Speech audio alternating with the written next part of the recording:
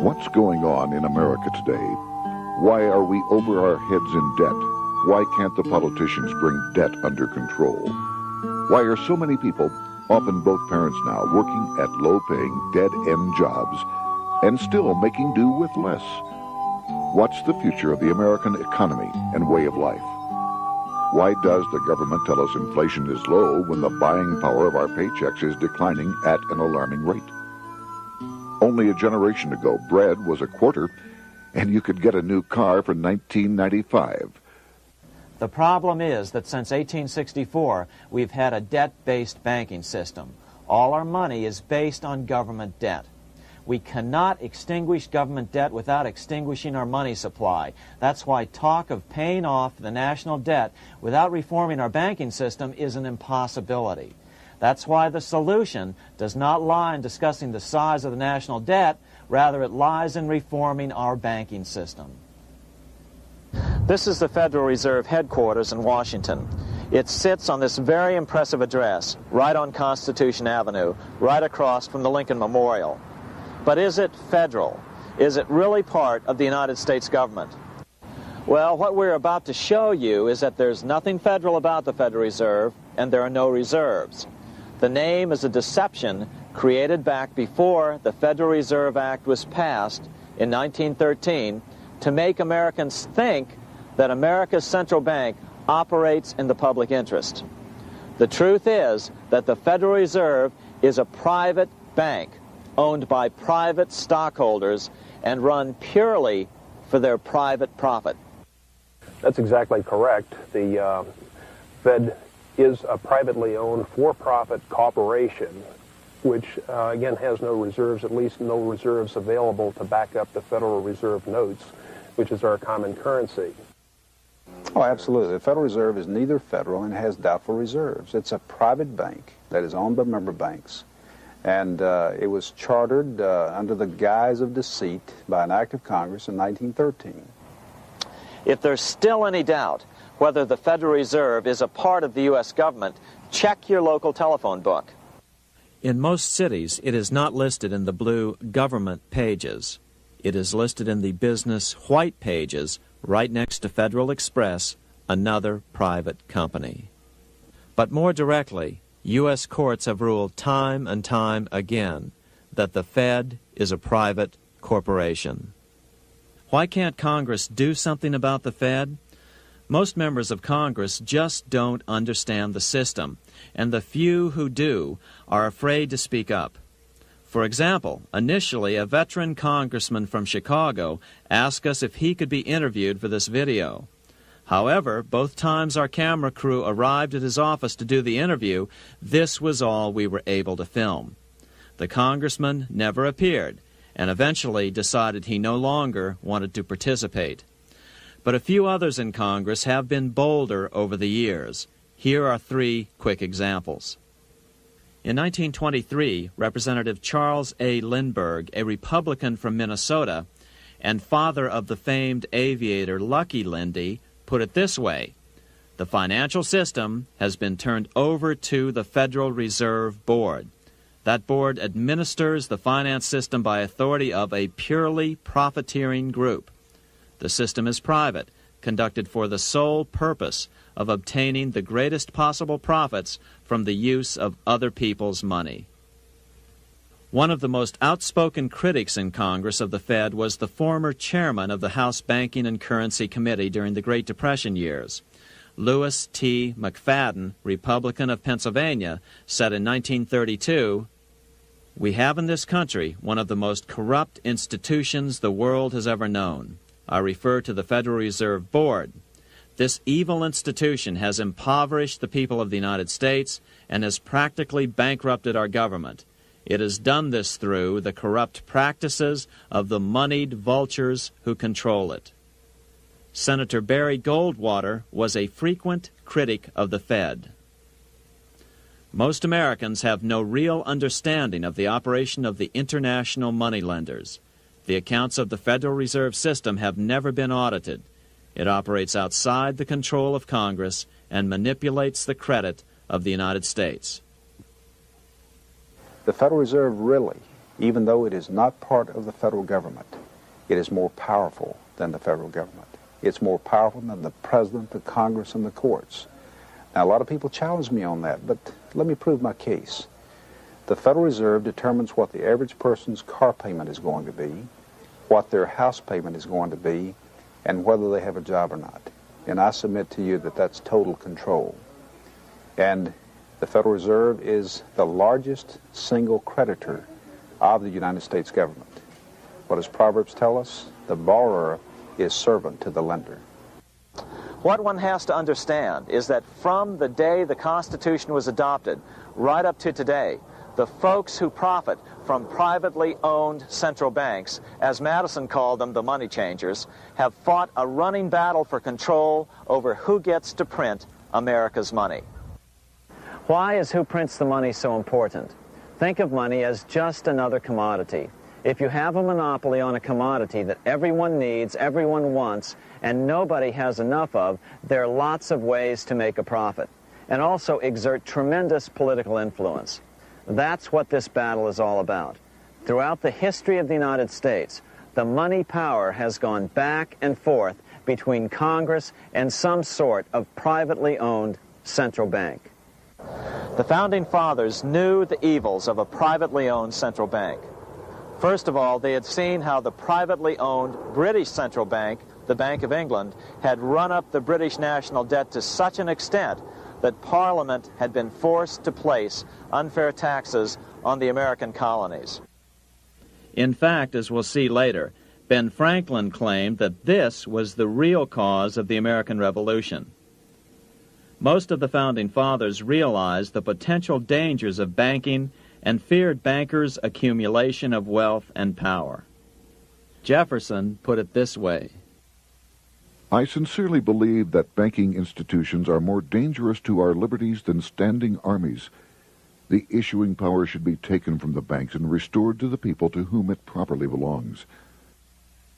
That succinct statement of Jefferson is, in fact, the solution to all our economic problems today. It bears repeating. The issuing power should be taken from the banks and restored to the people to whom it properly belongs. James Madison, the main author of the Constitution, agreed. Interestingly, he called those behind the central bank scheme money changers. Madison strongly criticized their actions. History records that the money changers have used every form of abuse, intrigue, deceit, and violent means possible to maintain their control over governments by controlling money and its issuance. The battle over who gets to issue our money has been the pivotal issue throughout the history of the United States. Wars are fought over it, depressions are caused to acquire it. Yet after World War I, this battle was rarely mentioned in newspapers or history books. Why? By World War I, the money changers, with their dominant wealth, had seized control of most of the nation's press. Throughout U.S. history, this battle over who gets the power to issue our money has raged. In fact, it's changed hands back and forth 8 times since 1764, yet this fact has virtually vanished from public view for over 3 generations behind a smokescreen emitted by Fed cheerleaders in the media. Until we stop talking about deficits and government spending and start talking about who controls how much money we have, it's all just a big shell game, a complete and utter deception. It won't matter if you pass an ironclad amendment to the Constitution mandating a balanced budget. Our situation is only going to get worse until we root out the cause at its source. What's the solution for our national problem? First of all, education. That's what this video presentation is all about. But secondly, we must act. We must take back the power to issue our own money. Issuing our own money is not a radical solution. I want to stress that. It's the same solution used at different points in U.S. history by men like Benjamin Franklin, Thomas Jefferson, Andrew Jackson, Martin Van Buren, and Abraham Lincoln. So, to sum it up, in 1913, Congress gave an independent central bank, deceptively named the Federal Reserve, a monopoly over issuing America's money, and the debt generated by this quasi-private corporation is what is killing the American economy. Though the Federal Reserve is now the most powerful central bank in the world, it was not the first. So where did this idea come from? To really understand the magnitude of the problem, we have to travel back to Europe. Just who are these money changers James Madison spoke of? In the Bible, 2,000 years ago, Jesus drove the money changers from the temple. It was the only time Jesus used force during his ministry. What were money changers doing in the temple? When Jews came to Jerusalem to pay their temple tax, they could only pay it with a special coin, the half shekel of the sanctuary. This was a half ounce of pure silver about this size. It was the only coin around at that time which was pure silver and of assured weight without the image of a pagan emperor. Therefore, to Jews, the half shekel was the only coin acceptable to God. But these coins were not plentiful. The money changers had cornered the market on them. Then they raised the price, just like any other commodity, to whatever the market would bear. In other words, money changers were making exorbitant profits because they held a virtual monopoly on money. The Jews had to pay whatever they demanded. To Jesus, this totally violated the sanctity of God's house.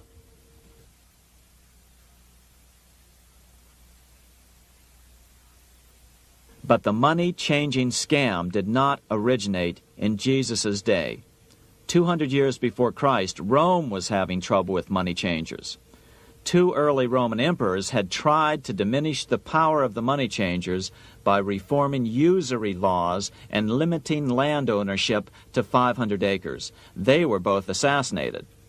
In 48 BC, Julius Caesar took back the power to coin money from the money changers and minted coins for the benefit of all.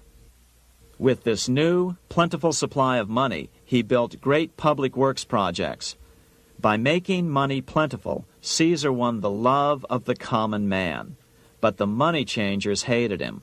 Some believe this was an important factor in Caesar's assassination. One thing is for sure, with the death of Caesar came the demise of plentiful money in Rome. Taxes increased, as did corruption. Just as in the case of America today, usury and debased coin became the rule. Eventually, the Roman money supply was reduced by 90%. As a result, the common people lost their lands and their homes, just as is about to happen soon in America. With the demise of plentiful money, the masses lost confidence in the Roman government and refused to support it. Rome plunged into the gloom of the Dark Ages.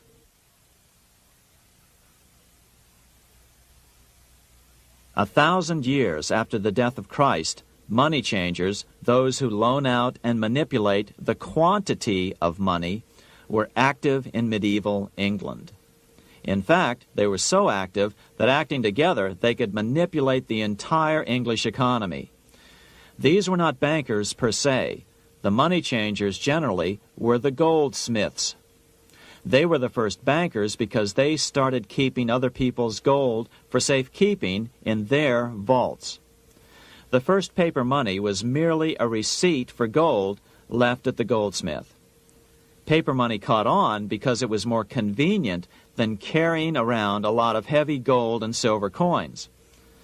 Eventually, goldsmiths noticed that only a small fraction of the depositors ever came in and demanded their gold at any one time.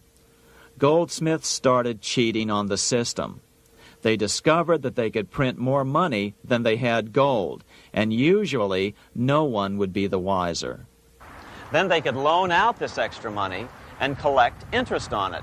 This was the birth of fractional reserve banking. That is, loaning out many times more money than you have assets on deposit. So, if $1,000 in gold were deposited with them, they could loan out about $10,000 in paper money and draw interest payments on it, and no one would ever discover the deception. By this means, goldsmiths gradually accumulated more and more wealth and used this wealth to accumulate more and more gold. Today, this practice of loaning out more money than there are reserves is known as fractional reserve banking. Every bank in the United States is allowed to loan out at least 10 times more money than they actually have. That's why they get rich on charging, let's say, 8% interest.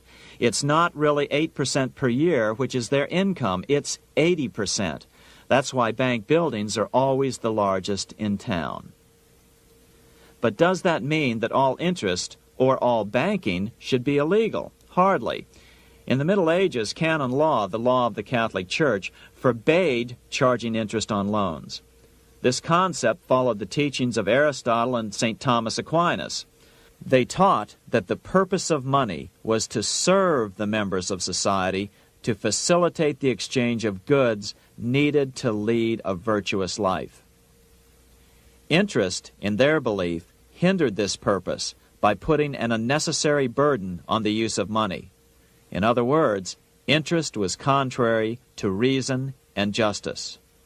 Reflecting church law in the Middle Ages, Europe forbade charging interest on loans and made it a crime called usury.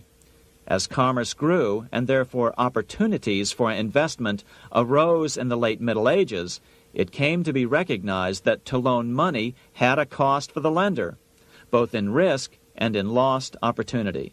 So some charges were allowed, but not interest per se.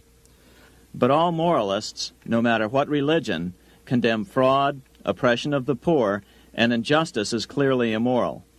As we will see, fractional reserve lending is rooted in a fraud, results in widespread poverty, and reduces the value of everyone else's money.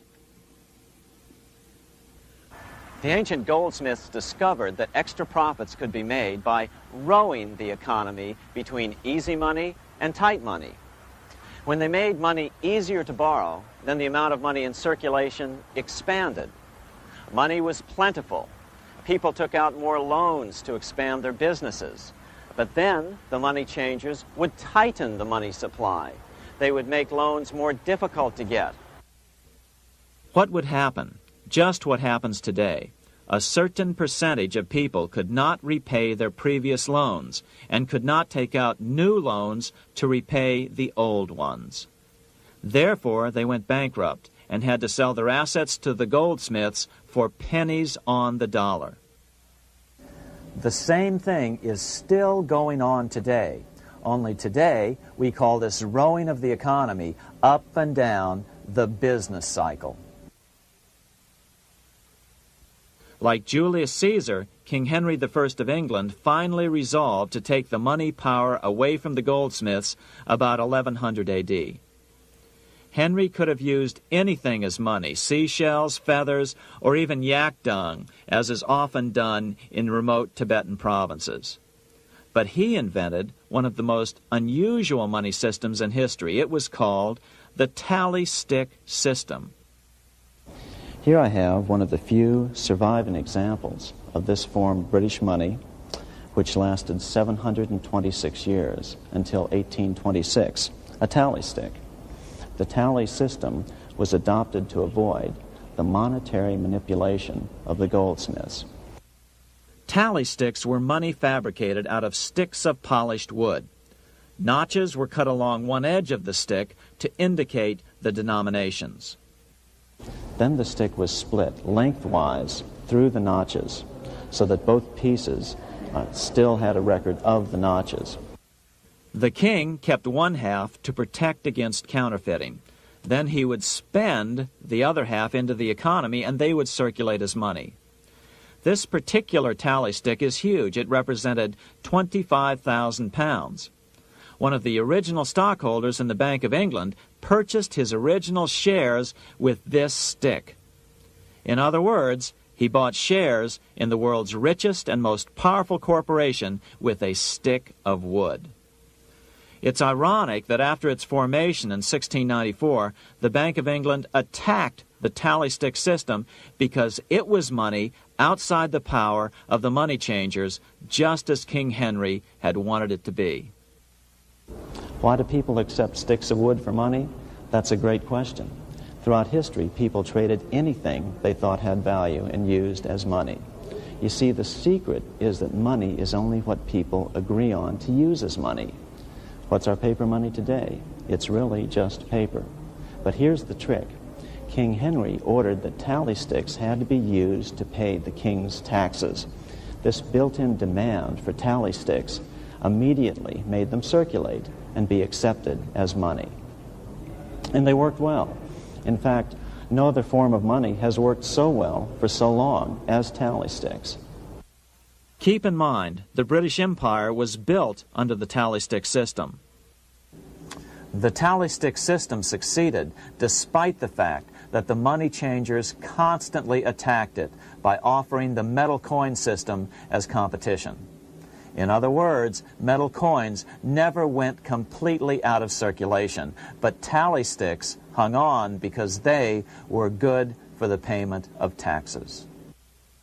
Finally, in the 1500s, King Henry VIII relaxed the laws concerning usury, and the money changers wasted no time reasserting themselves.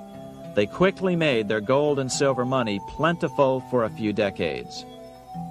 But when Queen Mary took the throne and tightened the usury laws again, the money changers renewed the hoarding of gold and silver coins, forcing the economy to plummet. When Queen Mary's sister, Queen Elizabeth I, took the throne, she was determined to regain control over English money.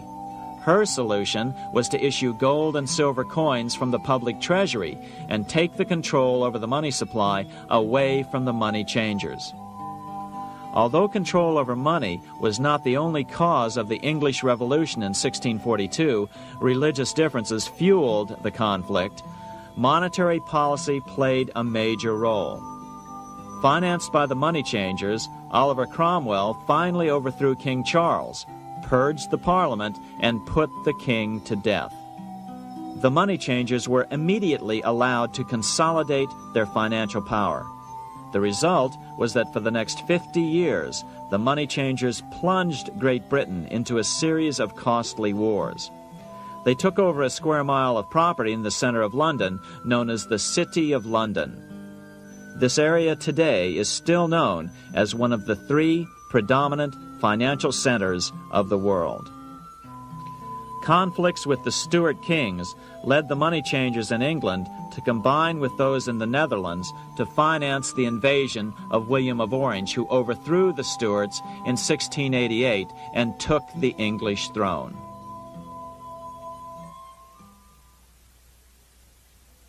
By the end of the 1600s, England was in financial ruin. 50 years of more or less continuous wars with France and Holland had exhausted her. Frantic government officials met with the money changers to beg for the loans necessary to pursue their political purposes.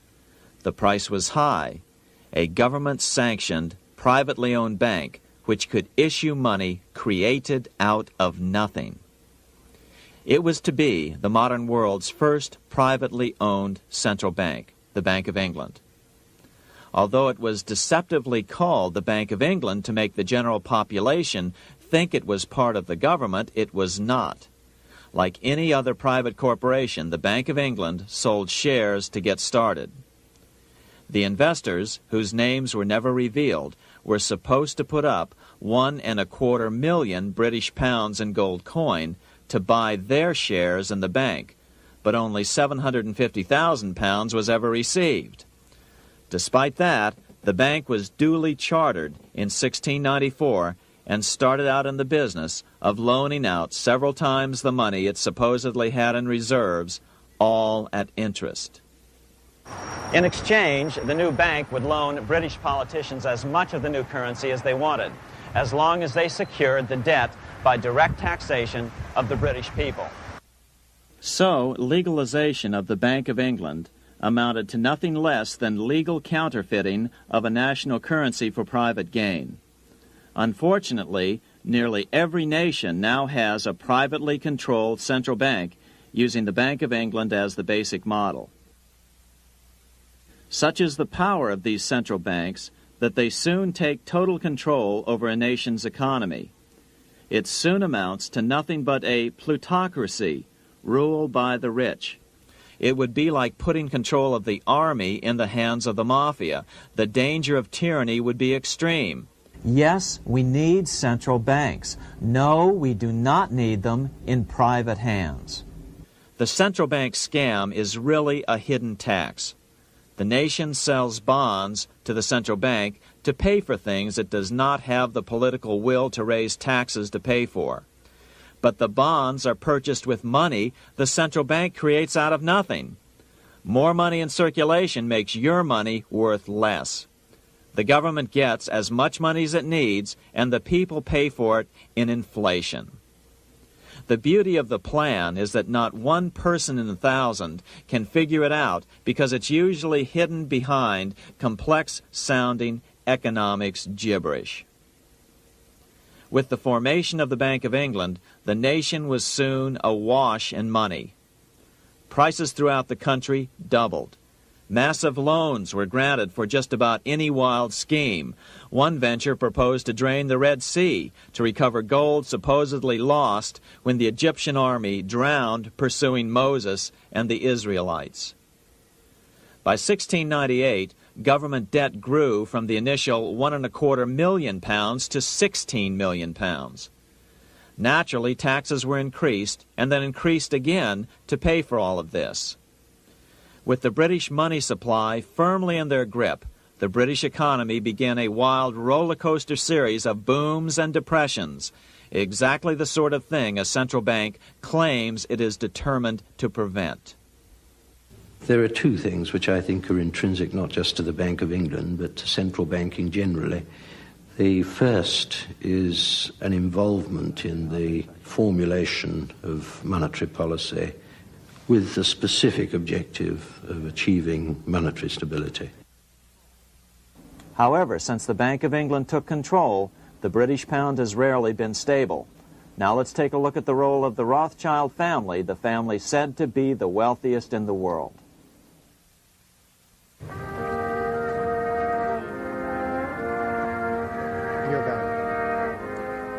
This is Frankfurt, Germany. 50 years after the Bank of England opened its doors, a goldsmith named Amschel Moses Bauer opened a coin shop, a counting house, in 1743. And over the door he placed a sign depicting a Roman eagle on a red shield. The shop became known as the Red Shield Firm, or in German, Rothschild.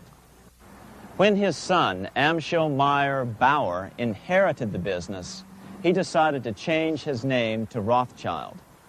Amschel soon learned that loaning money to governments and kings was more profitable than loaning to private individuals. Not only were the loans bigger, but they were secured by the nation's taxes. Mayer Rothschild had 5 sons.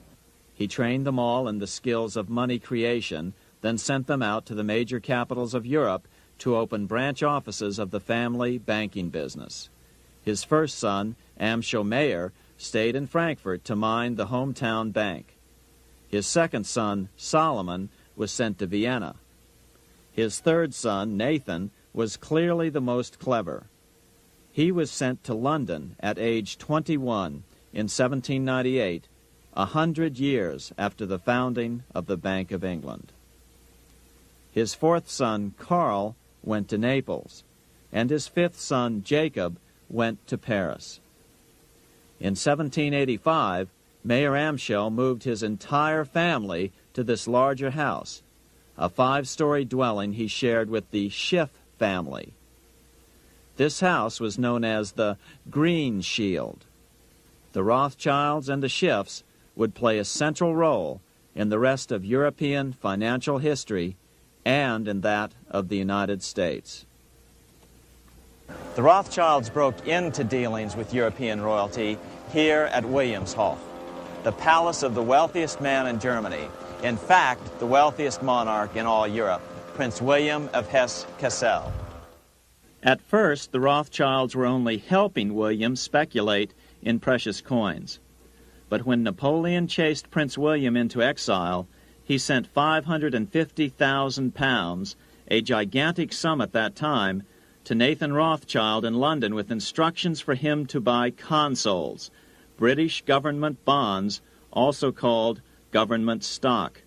But Rothschild used the money for his own purposes. With Napoleon on the loose, the opportunities of wartime investments were nearly limitless. William returned here sometime prior to the Battle of Waterloo in 1815. He summoned Rothschild and demanded his money back. The Rothschilds returned William's money with the interest the British consuls would have paid him had the investment actually been made. But the Rothschilds kept all the past profits they had made using William's money. Nathan Rothschild later bragged that in the 17 years he'd been in England, he'd increased his original £20,000 stake given to him by his father by 2,500 times. By cooperating within the family, the Rothschilds soon grew unbelievably wealthy. By the mid-1800s, they dominated all European banking and were certainly the wealthiest family in the world. They financed Cecil Rhodes, making it possible for him to establish a monopoly over the diamond and gold fields of South Africa. In America, they financed the Harrimans and railroads, the Vanderbilts and railroads and the press, and Carnegie in the steel industry, among many others. In fact, during World War I, J.P. Morgan was thought to be the richest man in America. But after his death, it was discovered that he was actually only a lieutenant of the Rothschilds. Once Morgan's will was made public, it was discovered that he owned only 19% of J.P. Morgan companies. By 1850, James Rothschild, the heir of the French branch of the family, was said to be worth 600 million French francs, 150 million more than all the other bankers in France put together. He built this mansion called Ferrier, just east of Paris. Wilhelm I, on seeing it, exclaimed, "Kings couldn't afford this. It could only belong to a Rothschild." Another 19th century French commentator put it this way: "There is but one power in Europe, and that is Rothschild." There is no evidence that their predominant standing in European or world finance has changed. Now let's take a look at the results the Bank of England had produced on the British economy and how that later was the root cause of the American Revolution.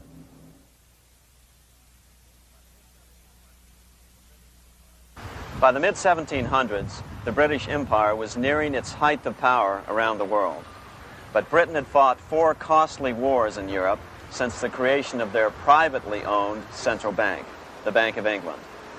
The cost had been high. To finance these wars, the British Parliament here had borrowed heavily from the bank.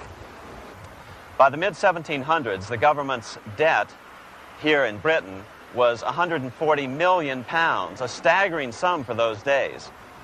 Consequently, the British government embarked on a program of trying to raise revenues from their American colonies in order to make their interest payments to the bank. But in America, it was a different story. The scourge of a privately owned central bank had not yet hit. This is Independence Hall in Philadelphia, where the Declaration of Independence and Constitution were signed. In the mid-1700s, pre-revolutionary America was still relatively poor. There was a severe shortage of precious metal coins to trade for goods, so the early colonists were forced to experiment with printing their own homegrown paper money. Some of these experiments were successful. Franklin was a big supporter of the colonies printing their own paper money. In 1757, Franklin was sent to London. He ended up staying for the next 18 years here, nearly until the start of the American Revolution. During this period, the American colonies began to issue their own money. Called colonial scrip, the endeavor was very successful. It provided a reliable medium of exchange, and it also helped to provide a feeling of unity between the colonies. Remember, colonial scrip was just paper money, debt-free money, printed in the public interest, and not backed by gold or silver coin. In other words, it was a totally fiat currency. One day, officials of the Bank of England asked Franklin how he would account for the newfound prosperity of the colonies. Without hesitation, he replied, "That is simple. In the colonies we issue our own money. It is called colonial scrip. We issue it in proper proportion to the demands of trade and industry to make the products pass easily from the producers to the consumers. In this manner, creating for ourselves our own paper money, we control its purchasing power, and we have no interest to pay to no one." This was just common sense to Franklin, but you can imagine the impact it had on the Bank of England. America had learned the secret of money, and that genie had to be returned to its bottle as soon as possible.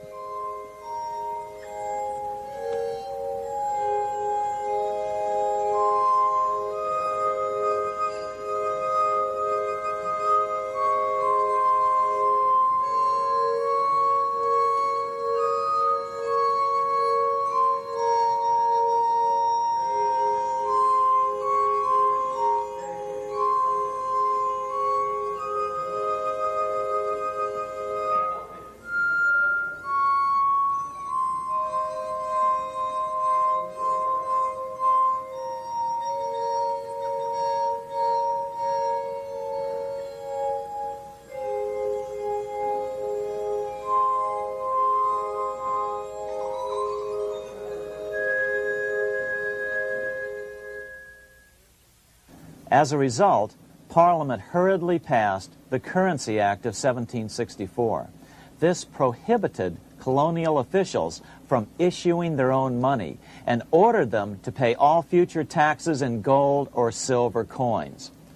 In other words, it forced the colonies on a gold or silver standard.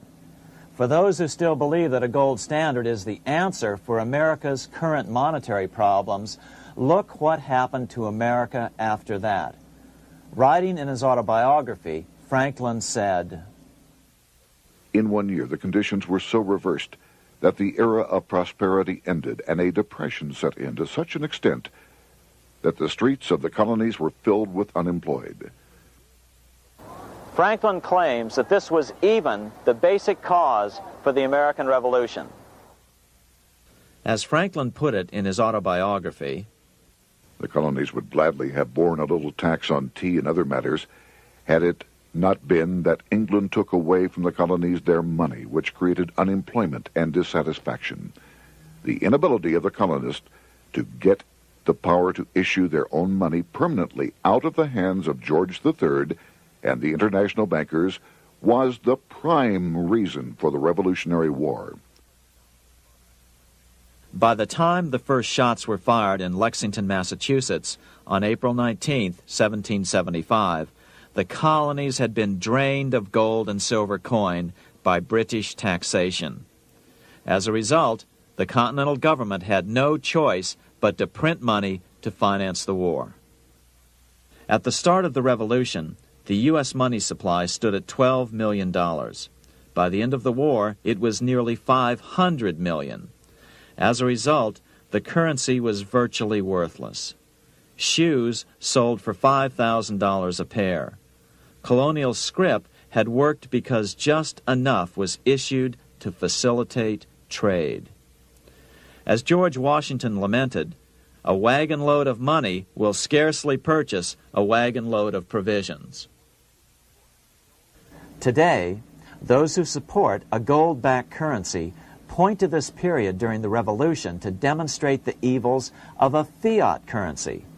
But remember, the same currency had worked so well 20 years earlier during times of peace that the Bank of England had Parliament outlaw it. Towards the end of the Revolution, the Continental Congress, meeting here at Independence Hall, grew desperate for money. In 1781, they allowed Robert Morris, their financial superintendent, to open a privately owned central bank. Incidentally, Morris was a wealthy man who had grown wealthier during the Revolution by trading in war materials. Called the Bank of North America, the new bank was closely modeled after the Bank of England. It was allowed to practice fractional reserve banking. That is, it could lend out money it didn't have, then charge interest on it. If you or I were to do that, we would be charged with fraud, a felony. The bank's charter called for private investors to put up $400,000 worth of initial capital.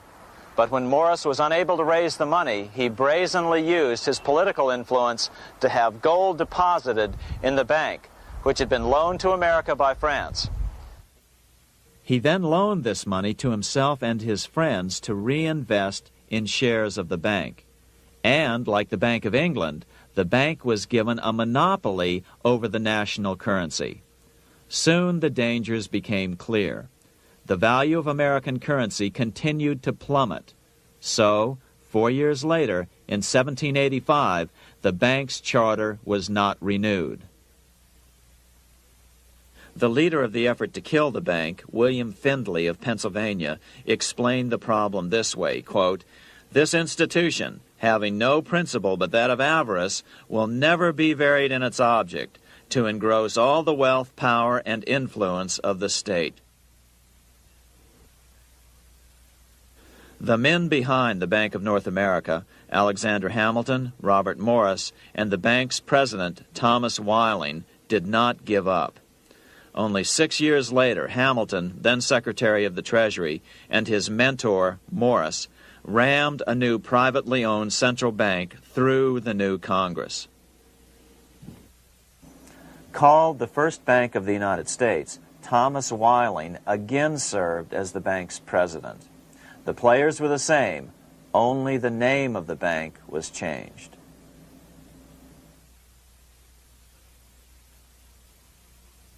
In 1787, colonial leaders assembled in Philadelphia to replace the ailing Articles of Confederation.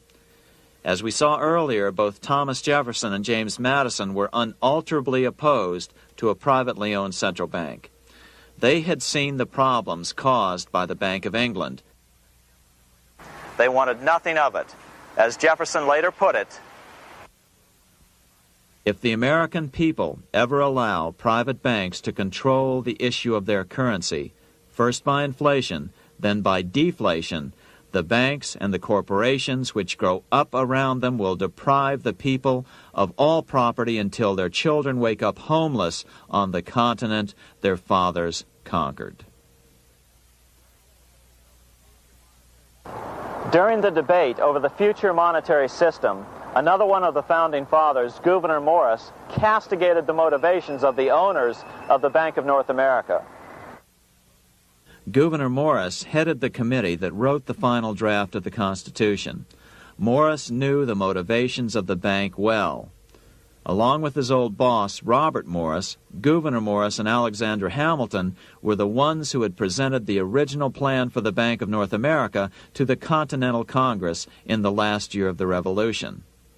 In a letter he wrote to James Madison on July 2nd, 1787, Gouverneur Morris revealed what was really going on. "The rich will strive to establish their dominion and enslave the rest. They always did. They always will. They will have the same effect here as elsewhere if we do not, by the power of government, keep them in their proper spheres." Despite the defection of Gouverneur Morris from the ranks of the bank, Hamilton, Robert Morris, Thomas Whiling, and their European backers were not about to give up. They convinced the bulk of the delegates to the Constitutional Convention to not give Congress the power to issue paper money. Most of the delegates were still reeling from the wild inflation of the paper currency during the Revolution. They had forgotten how well colonial scrip had worked before the war. But the Bank of England had not. The money changers could not stand to have America printing her own money again. So the Constitution is silent on the matter. This grievous defect left the door wide open for the money changers, just as they had planned.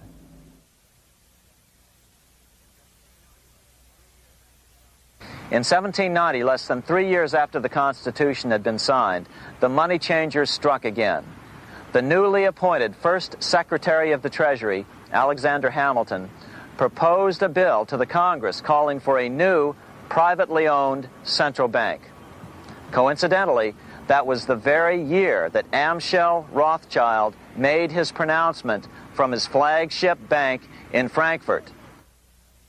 Let me issue and control a nation's money, and I care not who writes the laws.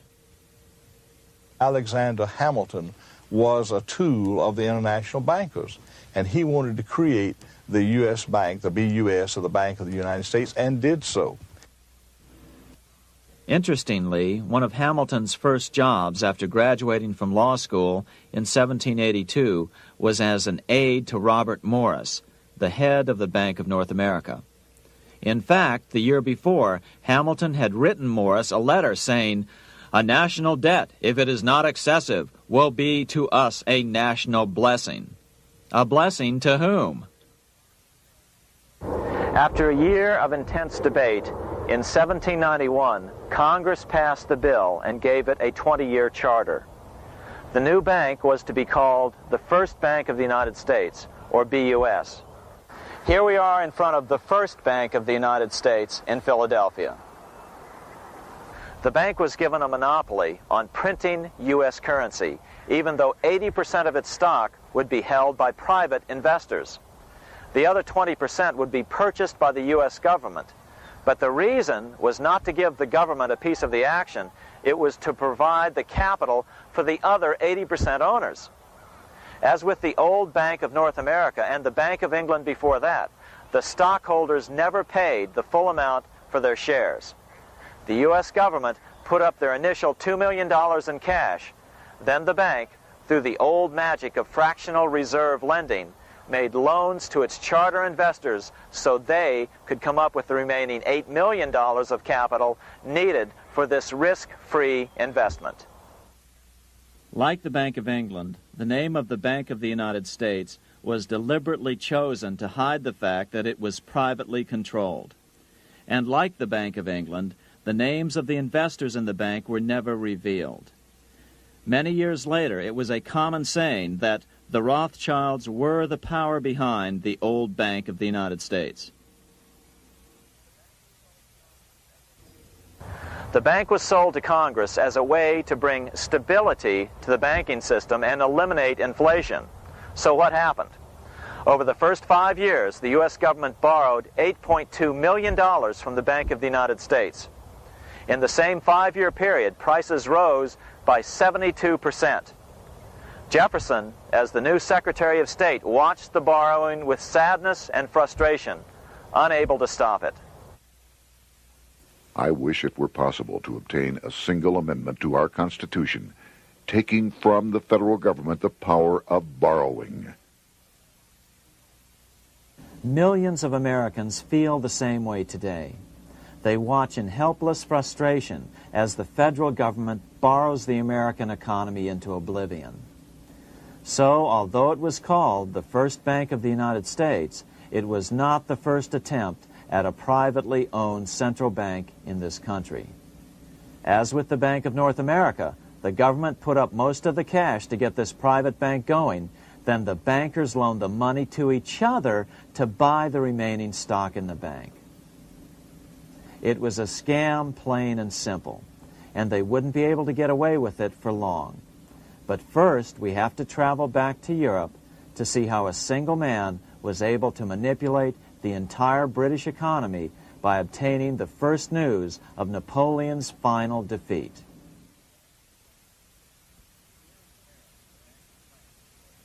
Here in Paris, the Bank of France was organized in 1800, just like the Bank of England. But Napoleon decided France had to break free of debt, and he never trusted the Bank of France. He declared that when a government is dependent upon bankers for money, the bankers, not the leaders of the government, are in control. The hand that gives is above the hand that takes. Money has no motherland. Financiers are without patriotism and without decency.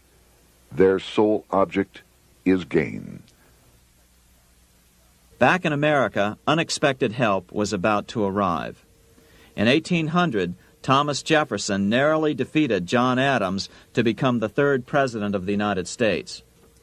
By 1803, Jefferson and Napoleon had struck a deal. The U.S. would give Napoleon $3 million in gold in exchange for a huge chunk of territory west of the Mississippi River, the Louisiana Purchase. With that $3 million, Napoleon quickly forged an army and set off across Europe, conquering everything in his path. But the Bank of England quickly rose to oppose him. They financed every nation in his path, reaping the enormous profits of war. Prussia, Austria, and finally Russia all went heavily into debt in a futile attempt to stop Napoleon. 4 years later, with the main French army in Russia, 30-year-old Nathan Rothschild, the head of the London office of the Rothschild family, personally took charge of a bold plan to smuggle a much-needed shipment of gold right through France to finance an attack by the Duke of Wellington from Spain. Nathan later bragged at a dinner party in London that it was the best business he'd ever done. Little did he know that he would do much better business in the near future. Wellington's attacks from the south and other defeats eventually forced Napoleon to abdicate, and Louis XVIII was crowned king. Napoleon was exiled to Elba, a tiny island off the coast of Italy, supposedly exiled from France forever. While Napoleon was in exile on Elba, temporarily defeated by England with the financial help of the Rothschilds, America was trying to break free of its central bank as well.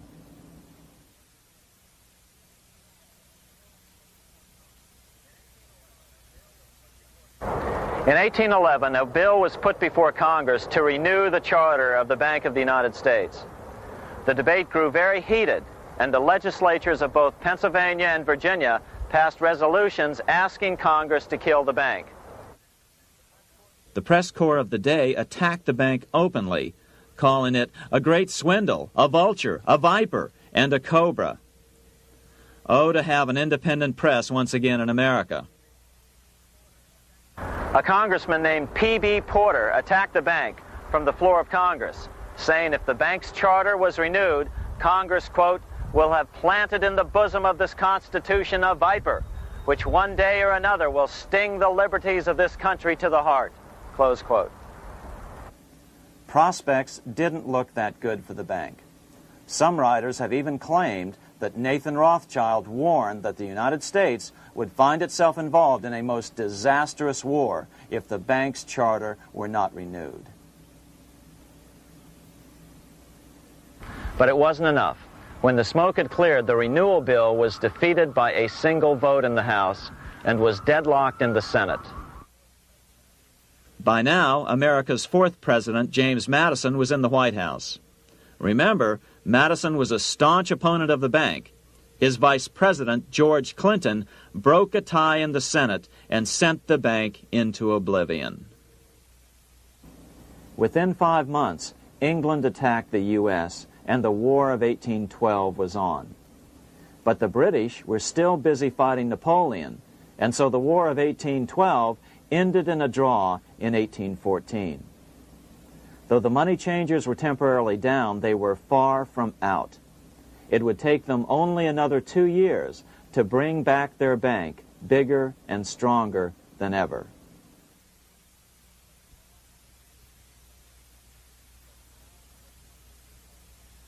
But now let's return to Napoleon, because nothing else in history more aptly demonstrates the ingenuity of the Rothschild family than their control of the British stock market after Waterloo. In 1815, a year after the end of the War of 1812 in America, Napoleon escaped his exile and returned to Paris. French troops were sent out to capture him, but such was his charisma that the soldiers rallied around their old leader and hailed him as their emperor once again. In March of 1815, Napoleon equipped an army which Britain's Duke of Wellington defeated less than 90 days later at Waterloo. Some writers claim Napoleon borrowed £5 million from the Bank of England to rearm, but it appears these funds actually came from the Ouvard banking house in Paris. Nevertheless, from about this point on, it was not unusual for privately controlled central banks to finance both sides in a war. Why would a central bank finance opposing sides in a war? Because war is the biggest debt generator of them all. A nation will borrow any amount for victory. The ultimate loser is loaned just enough to hold out the vain hope of victory, and the ultimate winner is given enough to win. Besides, such loans are usually conditioned upon the guarantee that the victor will honor the debts of the vanquished.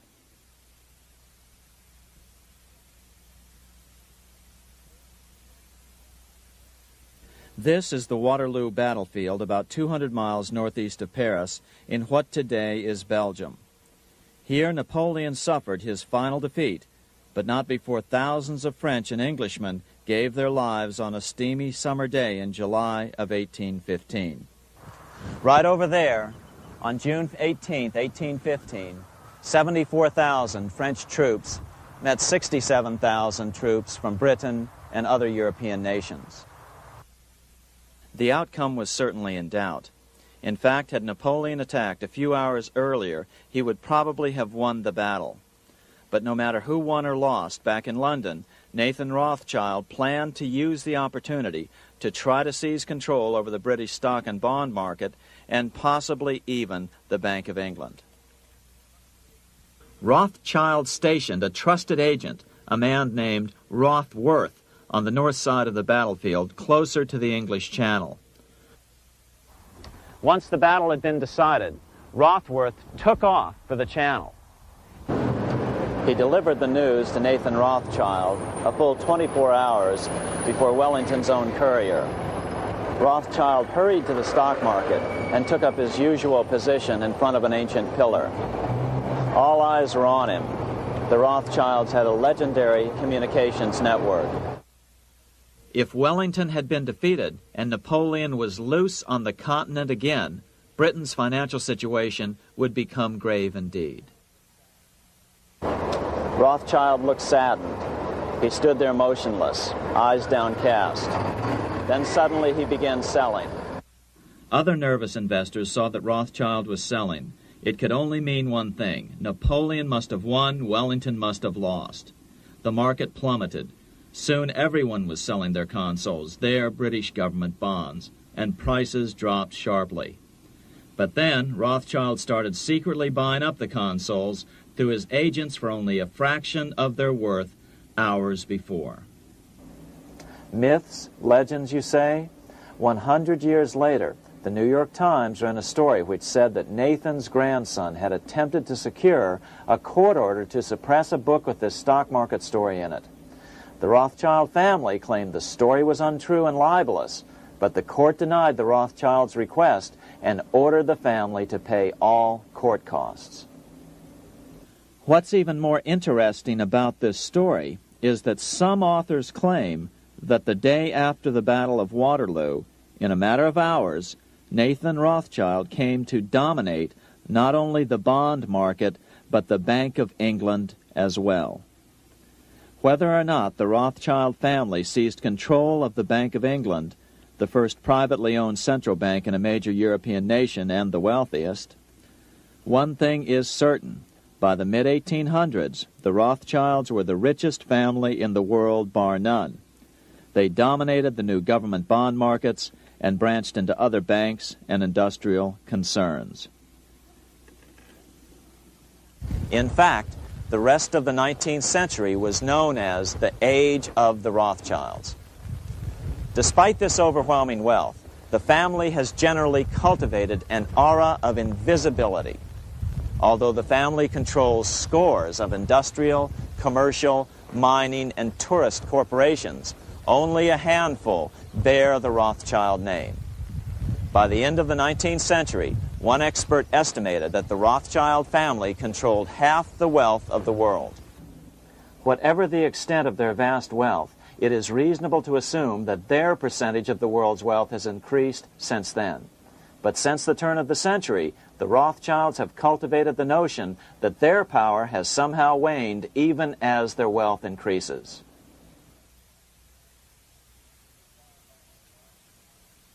Meanwhile, back in Washington in 1816, just 1 year after Waterloo and Rothschild's alleged takeover of the Bank of England, the American Congress passed a bill permitting yet another privately owned central bank. This bank was called the Second Bank of the United States. The new bank's charter was a copy of the previous banks. The U.S. government would own 20% of the shares of the bank. Of course, the federal share was paid by the Treasury up front into the bank's coffers. Then, through the magic of fractional reserve lending, it was transformed into loans to private investors who then bought the remaining 80% of the shares. Just as before, the primary stockholders remained a secret. But it is known that the largest block of shares, about 1/3 of the total, were sold to foreigners. As one observer put it, it is certainly no exaggeration to say that the Second Bank of the United States was rooted as deeply in Britain as it was in America. So, by 1816, some authors claim the Rothschilds had taken control over the Bank of England and backed a new, privately owned central bank in America as well.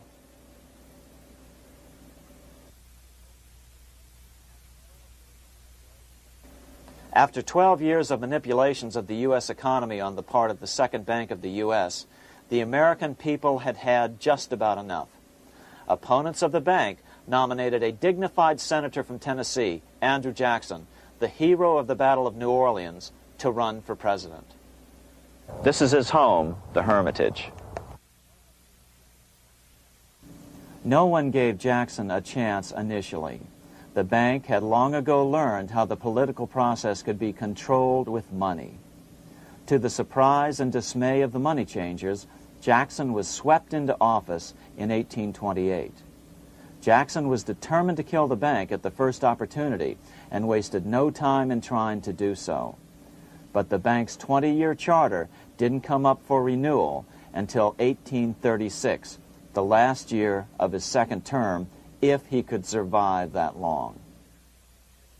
During his first term, Jackson contented himself with rooting out the bank's many minions from government service. He fired 2,000 of the 11,000 employees of the federal government. In 1832, with his re-election approaching, the bank struck an early blow, hoping Jackson would not want to stir up controversy. They asked Congress to pass a renewal bill 4 years early. Naturally, Congress complied, then sent it to the president for signing.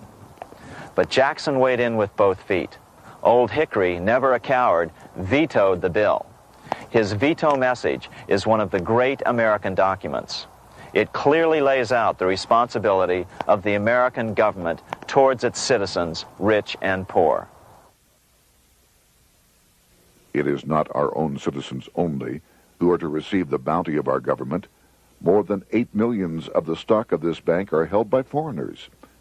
Is there no danger to our liberty and independence in a bank that in its nature has so little to bind it to our country?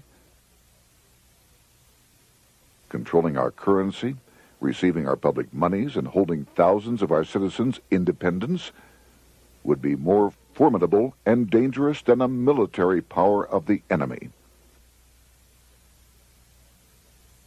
If government would confine itself to equal protection and, as heaven does its rains, shower its favor alike on the high and the low, the rich and the poor, it would be an unqualified blessing. In the act before me, there seems to be a wide and unnecessary departure from these just principles. Later that year, in July 1832, Congress was unable to override Jackson's veto. Now Jackson had to stand for re-election. Jackson took his argument directly to the people. For the first time in U.S. history, Jackson took his presidential campaign on the road. Before then, presidential candidates stayed at home and looked presidential. His campaign slogan was Jackson and no bank.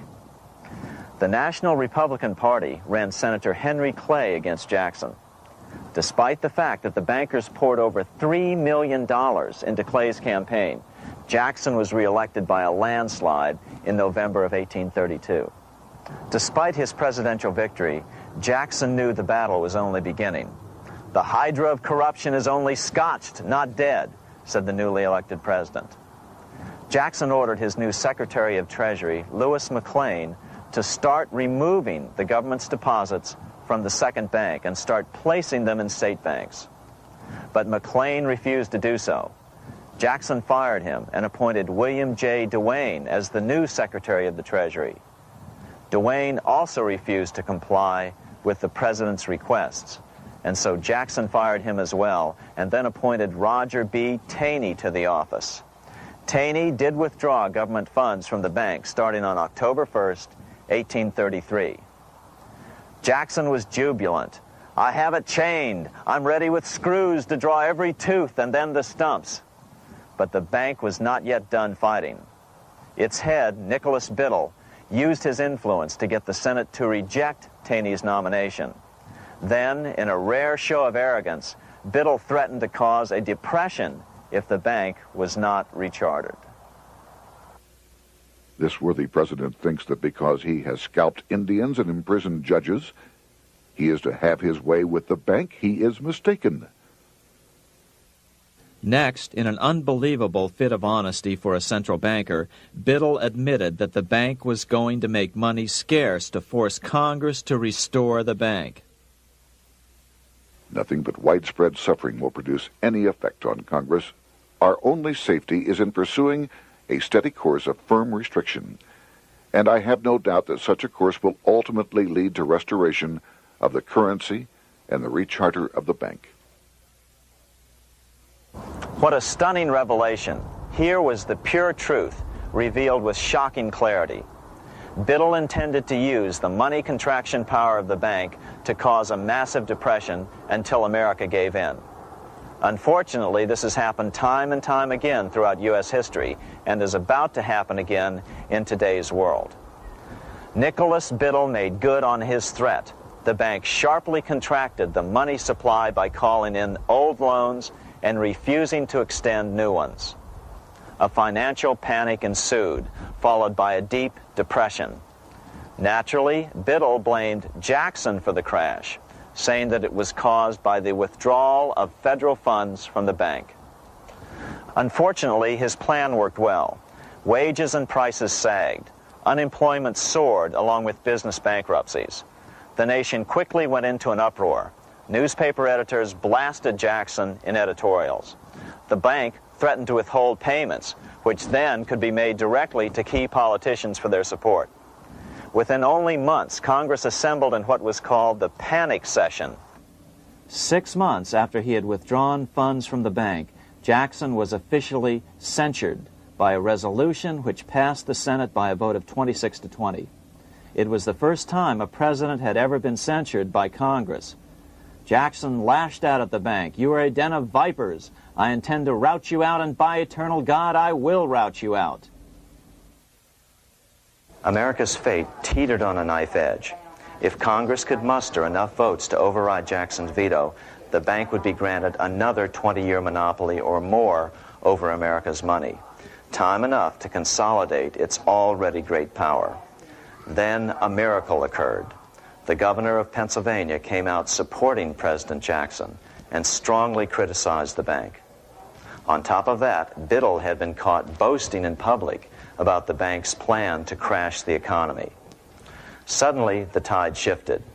In April of 1834, the House of Representatives voted 134 to 82 against rechartering the bank. This was followed up by an even more lopsided vote to establish a special committee to investigate whether the bank had caused the crash. When the investigating committee arrived at the bank's door in Philadelphia, armed with a subpoena to examine the books, Biddle refused to give them up. Nor would he allow inspection of correspondence with congressmen relating to their personal loans and advances he'd made to them. He also refused to testify before the committee back in Washington.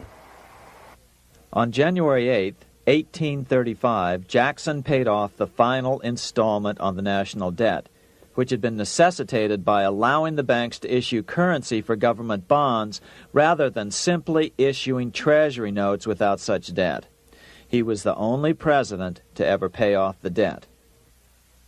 A few weeks later, on January 30th, 1835, an assassin by the name of Richard Lawrence tried to shoot President Jackson, but by the grace of God, both pistols misfired.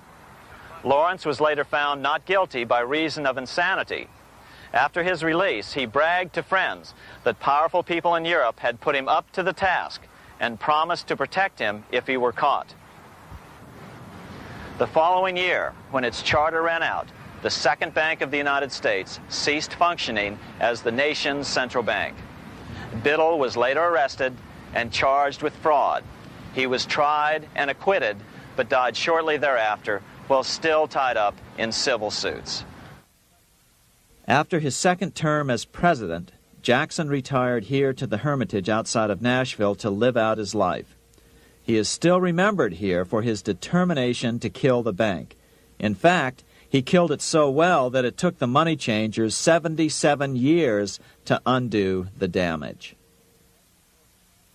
When asked what his most important accomplishment had been, Jackson replied, "I killed the bank." Unfortunately, even Jackson failed to grasp the entire picture and its root cause.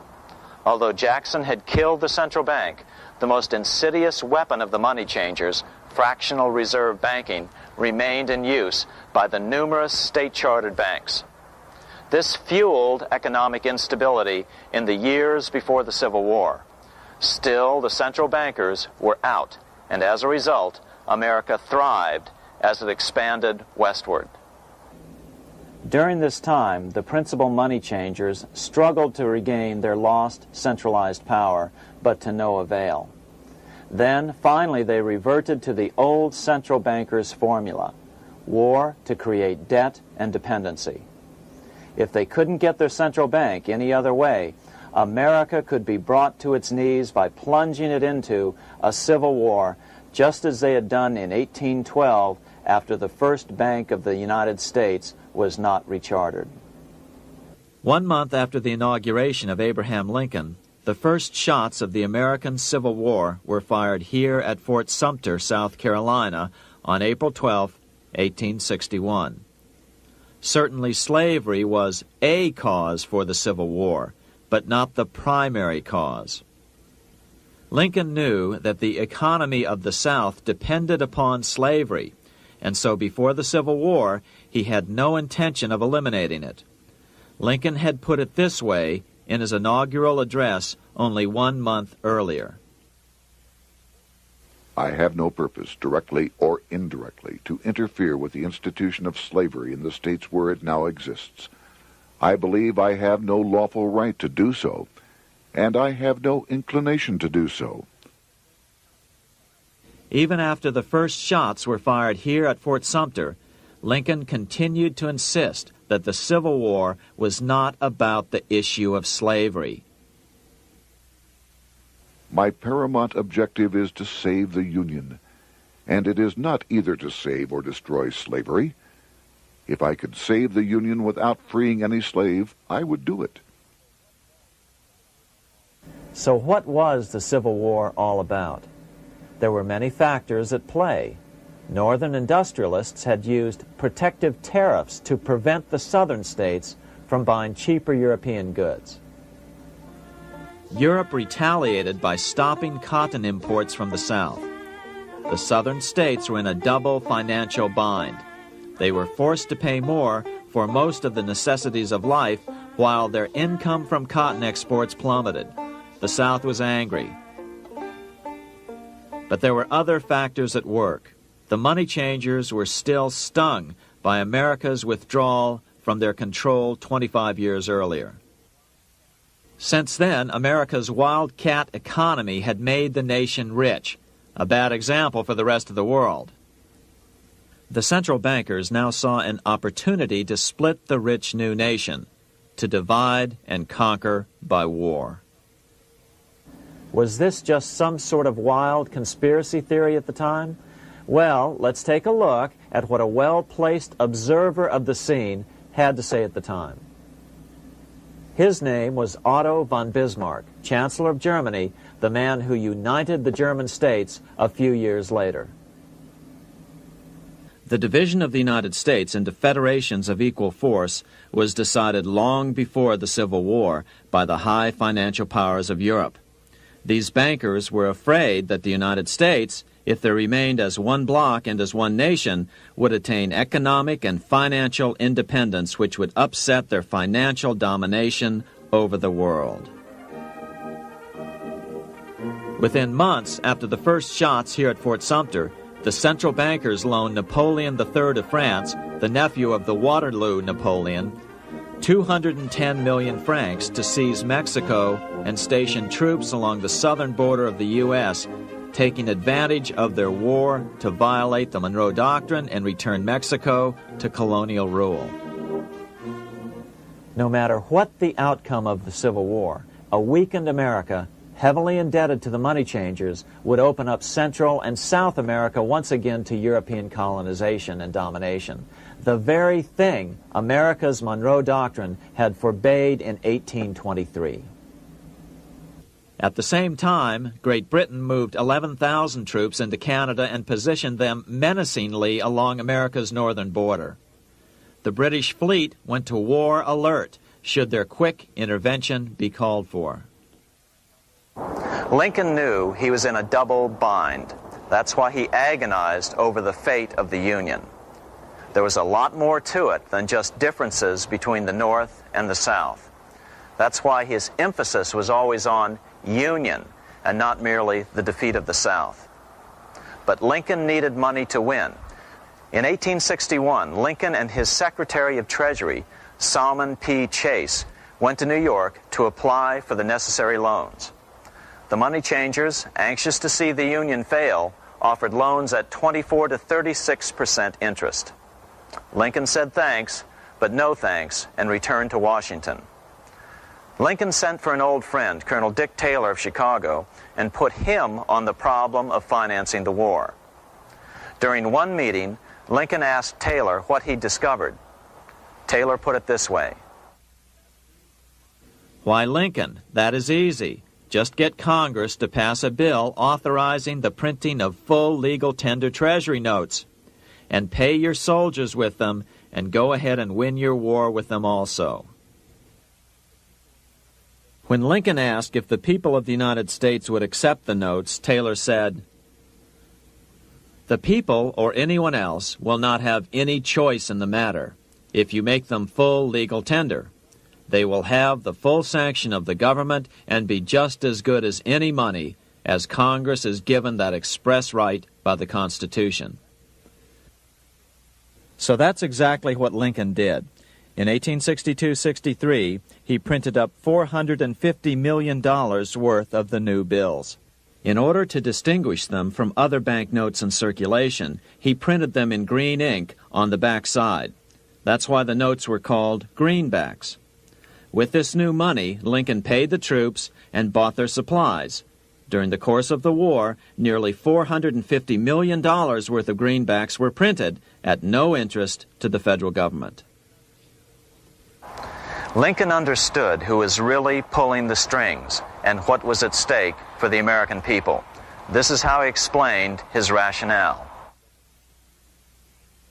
The government should create, issue, and circulate all the currency and credit needed to satisfy the spending power of the government and the buying power of consumers. The privilege of creating and issuing money is not only the supreme prerogative of government, but it is the government's greatest creative opportunity. By the adoption of these principles, the taxpayers will be saved immense sums of interest. Money will cease to be master and become the servant of humanity. A truly incredible editorial in the London Times explained the central bankers' attitude towards Lincoln's greenbacks.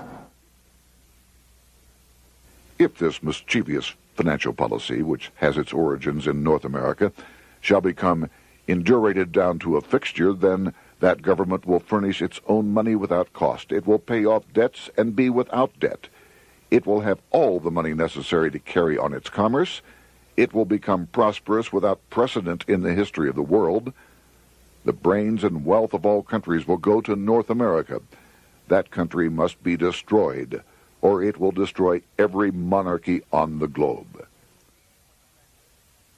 The scheme was effective, so effective that the next year, 1863, with Federal and Confederate troops beginning to mass for the decisive battle of the Civil War, and the Treasury in need of further congressional authority to issue more greenbacks, Lincoln allowed the bankers to push through the National Bank Act.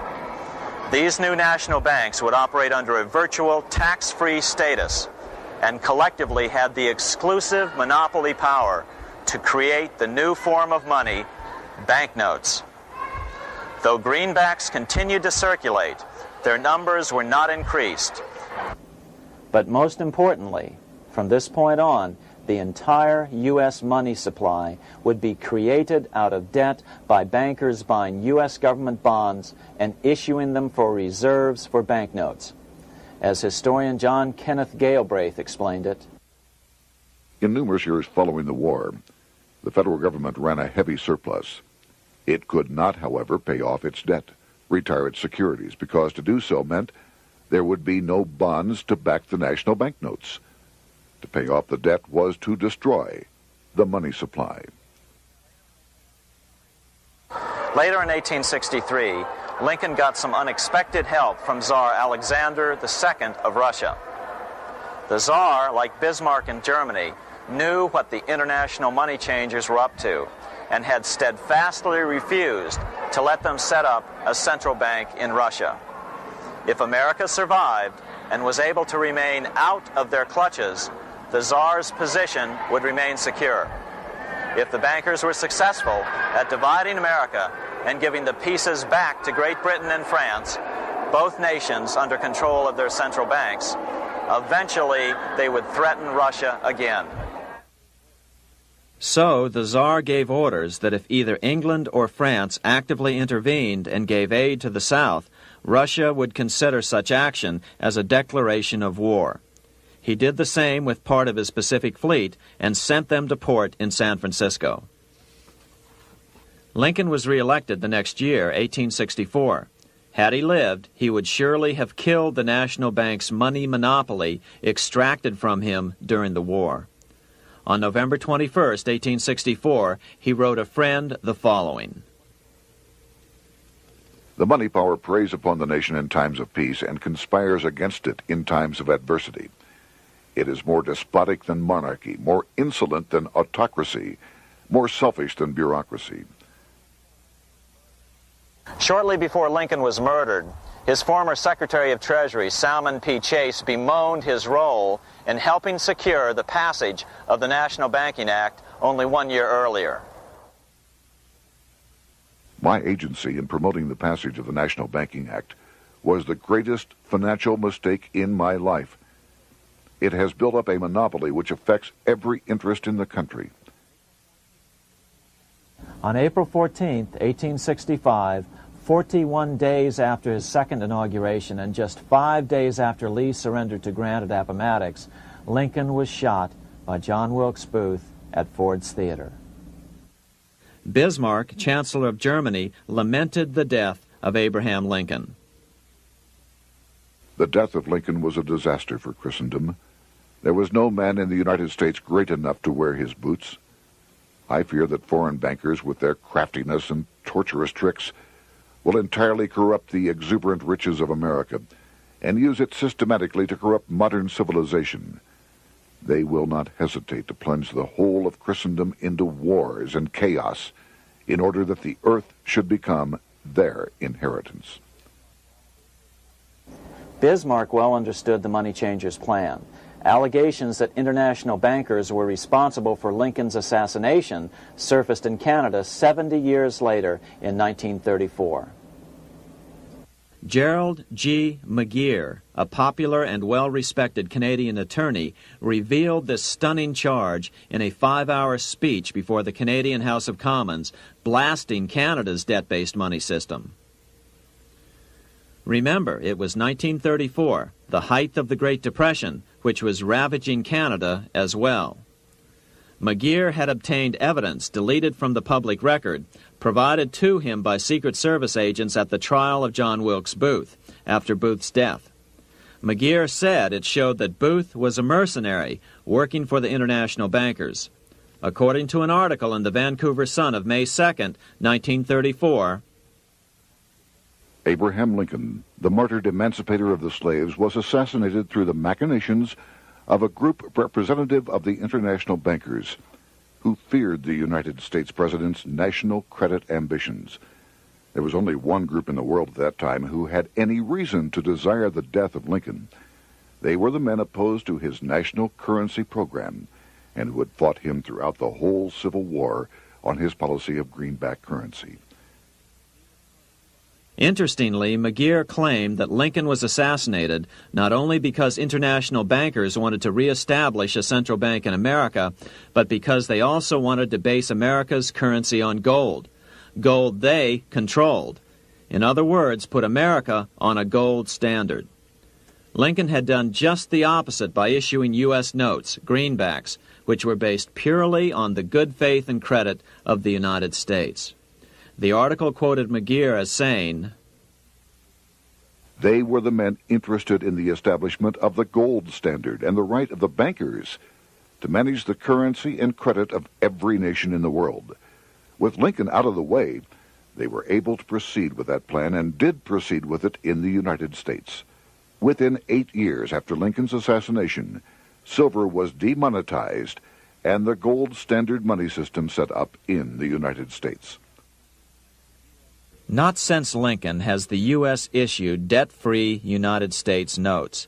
These red-sealed bills, which were issued in 1963, were not a new issue from President Kennedy, but merely the old greenbacks reissued year after year. In another act of folly and ignorance, the 1994 Regal Act actually authorized the replacement of Lincoln's greenbacks with debt-based notes. In other words, greenbacks were in circulation in the United States until 1994. Why was silver bad for the bankers and gold good? Simple. Because silver was plentiful in the United States. It was very hard to control. Gold was, and always has been, scarce. Throughout history, it has been relatively easy to monopolize gold, but silver has historically been 15 times more plentiful. With Lincoln out of the way, the money changers' next objective was to gain complete control over America's money. This was no easy task. With the opening of the American West, silver had been discovered in huge quantities. On top of that, Lincoln's greenbacks were generally popular. Despite the European central bankers' deliberate attacks on greenbacks, they continued to circulate in the United States, in fact, until a few years ago. According to historian W. Cleon Skousen, right after the Civil War, there was considerable talk about reviving Lincoln's brief experiment with the constitutional monetary system. Had not the European Money Trust intervened, it would have no doubt become an established institution. It is clear that the concept of America printing her own debt-free money sent shockwaves throughout the European central banking elite. They watched with horror as Americans clamored for more greenbacks. They may have killed Lincoln, but support for his monetary ideas grew. On April 12, 1866, nearly 1 year to the day of Lincoln's assassination, Congress went to work at the bidding of the European central banking interests. It passed the Contraction Act, authorizing the Secretary of the Treasury to begin to retire some of the greenbacks in circulation and thereby contract the money supply. Authors Theodore R. Thorin and Richard F. Warner explained the results of the money contraction in their classic book on the subject, The Truth in Money Book. The hard times which occurred after the Civil War could have been avoided if the greenback legislation had continued as President Lincoln had intended. Instead, there were a series of money panics, what we call recessions, which put pressure on Congress to enact legislation to place the banking system under centralized control. Eventually, the Federal Reserve Act was passed on December 23, 1913. In other words, the money changers wanted two things: the reinstitution of a central bank under their exclusive control, and two, an American currency backed by gold. Their strategy was twofold. First of all, cause a series of panics to try to convince the American people that only centralized control of the money supply could provide economic stability. And secondly, remove so much money from the system that most Americans would be so desperately poor that they either wouldn't care or would be too weak to oppose the bankers. In 1866, there was $1.8 billion in currency in circulation in the United States, about $50.46 per capita. In 1867 alone, $500 million, $500 million, was removed from the U.S. money supply. 10 years later, in 1876, America's money supply was reduced to only $600 million. In other words, 2/3 of America's money had been called in by the bankers. Only $14.60 per capita remained in circulation. 10 years later, the money supply had been reduced to only $400 million, even though the population had boomed. The result was that only $6.67 per capita remained in circulation, a 760% loss in buying power over 20 years. Today, economists try to sell the idea that recessions and depressions are a natural part of something they call the business cycle. The truth is, our money supply is manipulated now just as it was before and after the Civil War. How did this happen? How did money become so scarce? Simple. Bank loans were called in and no new ones were given. In addition, silver coins were melted down. In 1872, a man named Ernest Sed was given 100,000 pounds, about $500,000, by the Bank of England and sent to America to bribe necessary congressmen to get silver demonetized. He was told that if that was not sufficient, to draw an additional 100,000 pounds or as much more as was necessary. The next year, Congress passed the Coinage Act of 1873, and the minting of silver dollars abruptly stopped. In fact, Representative Samuel Hooper, who introduced the bill in the House, acknowledged that Mr. Sed actually drafted the legislation. But it gets even worse than that. In 1874, Sed himself admitted who was behind the scheme.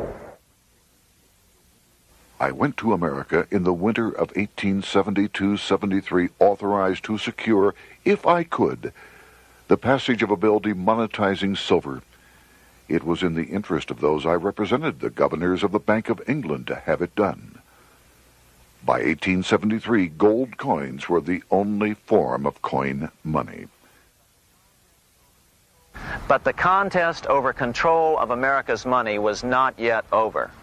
Only 3 years later, in 1876, with 1/3 of America's workforce unemployed, the population was growing restless.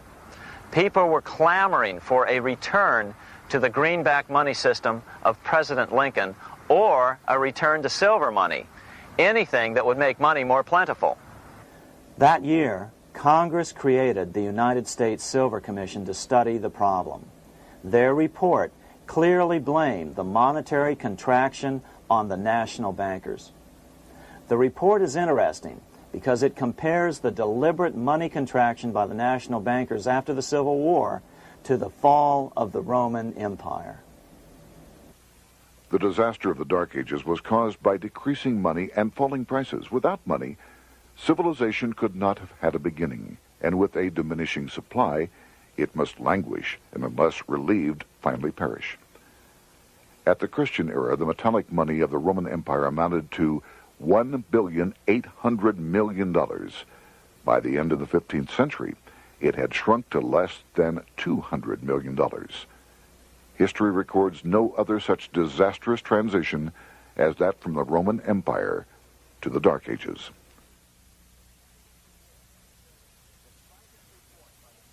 Despite this report by the Silver Commission, Congress took no action. The next year, 1877, riots broke out from Pittsburgh to Chicago. The torches of starving vandals lit up the sky. The bankers huddled to decide what to do. They decided to hang on. Now that they were back in control to a certain extent, they were not about to give it up. At the meeting of the American Bankers Association that year, they urged their membership to do everything in their power to put down the notion of a return to greenbacks. The ABA Secretary, James Buell, authored a letter to the members which blatantly called on the banks to subvert not only Congress, but the press. It is advisable to do all in your power to sustain such prominent daily and weekly newspapers, especially the agricultural and religious press, as will oppose the greenback issue of paper money, and that you will also withhold patronage from all applicants who are not willing to oppose the government issue of money. To repeal the act creating banknotes or to restore to circulation the government issue of money will be to provide the people with money and will therefore seriously affect our individual profits as bankers and lenders. See your congressman at once and engage him to support our interest that we may control legislation. As political pressure mounted in Congress for change, the press tried to turn the American people away from the truth. The New York Tribune put it this way on January 10th, 1878. "The capital of the country is organized at last, and we will see whether Congress will dare to fly in its face." But it didn't work entirely.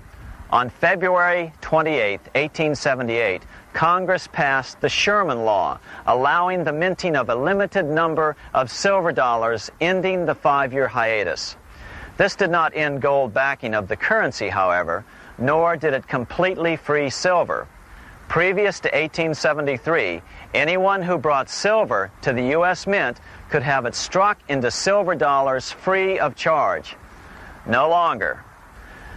But at least some money began to flow back into the economy again.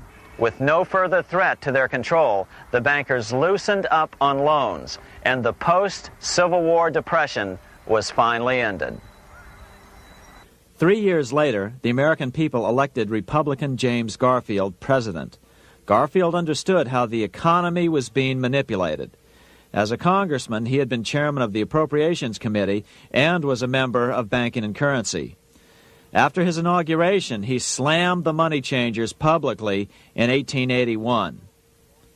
Whoever controls the volume of money in any country is absolute master of all industry and commerce. And when you realize that the entire system is very easily controlled, one way or another, by a few powerful men at the top, you will not have to be told how periods of inflation and depression originate.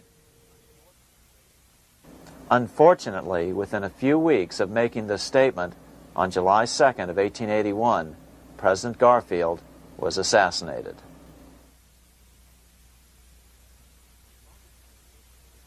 The money changers were gathering strength fast. They began a periodic fleecing of the flock, as they called it, by creating economic booms followed by further depressions so they could buy up thousands of homes and farms for pennies on the dollar. In 1891, the money changers prepared to take the American economy down again, and their methods and motives were laid out with shocking clarity in a memo sent out by the American Bankers Association, the ABA, an organization in which most bankers were members. Notice that this memo called for bankers to create a depression on a certain date 3 years in the future. According to the congressional record, here's how it read in part. On September 1st, 1894, we will not renew our loans under any consideration. On September 1st, we will demand our money. We will foreclose and become mortgagees in possession. We can take 2/3 of the farms west of the Mississippi and thousands of them east of the Mississippi as well at our price. Then the farmers will become tenants, as in England. These depressions could be controlled because America was on the gold money standard. Since gold is scarce, it's one of the easiest commodities to manipulate. People wanted silver money legalized again so they could escape the stranglehold the money changers had on gold money. People wanted silver money reinstated, reversing Mr. Said's Act of 1873, by then called the Crime of 73. By 1896, the issue of more silver money had become the central issue in the presidential campaign. William Jennings Bryan, a senator from Nebraska, ran for president as a Democrat on the free silver issue. At the Democratic National Convention in Chicago, he made an emotional speech which won him the nomination entitled Crown of Thorns and Cross of Gold. Though Bryan was only 36 years old at the time, this speech is widely regarded as the most famous oration ever made before a political convention. In the dramatic conclusion, Bryan said, "We will answer their demand for a gold standard by saying to them, you shall not press down upon the brow of labor this crown of thorns. You shall not crucify mankind upon a cross of gold." The bankers lavishly supported the Republican candidate, William McKinley, who favored the gold standard. The resulting contest was amongst the most fiercely contested presidential races in American history. Bryan made over 600 speeches in 27 states. The McKinley campaign got manufacturers and industrialists to inform their employees that if Bryan were elected, all factories and plants would close and there would be no work. The ruse succeeded. McKinley beat Bryan by a small margin. Bryan ran for president again in 1900 and in 1908, but fell short each time. During the 1912 Democratic Convention, Bryan was a powerful figure who helped Woodrow Wilson win the nomination. When Wilson became president, he appointed Bryan as Secretary of State, but Bryan soon became disenchanted with the Wilson administration. Bryan served only 2 years in the Wilson administration before resigning in 1915 over the highly suspicious sinking of the Lusitania, the event which was used to drive America into World War I. Although William Jennings Bryan never gained the presidency, his efforts delayed the money changers for 17 years from attaining their next goal, a new, privately owned central bank for America.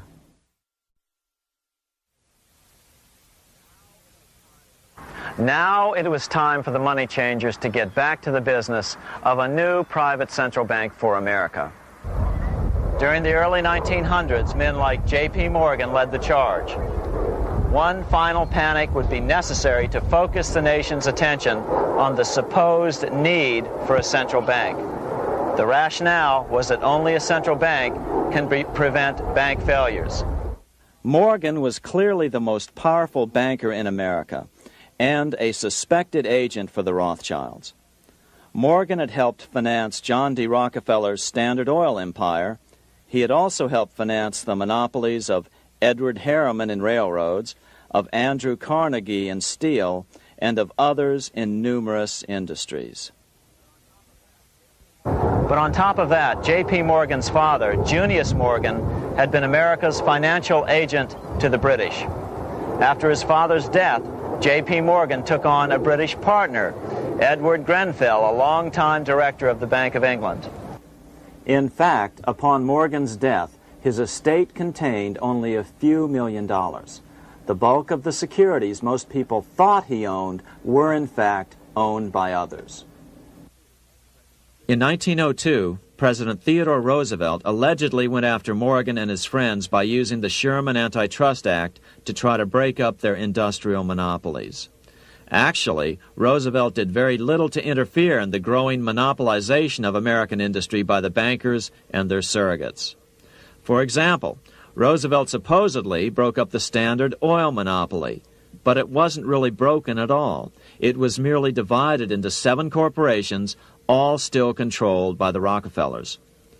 The public was aware of this thanks to political cartoonists like Thomas Nast, who referred to the bankers as the money trust. By 1907, the year after Teddy Roosevelt's re-election, Morgan decided it was time to try for a central bank again. Using their combined financial muscle, Morgan and his friends were secretly able to crash the stock market. Thousands of small banks were vastly overextended. Some had reserves of less than 1% thanks to the fractional reserve principle.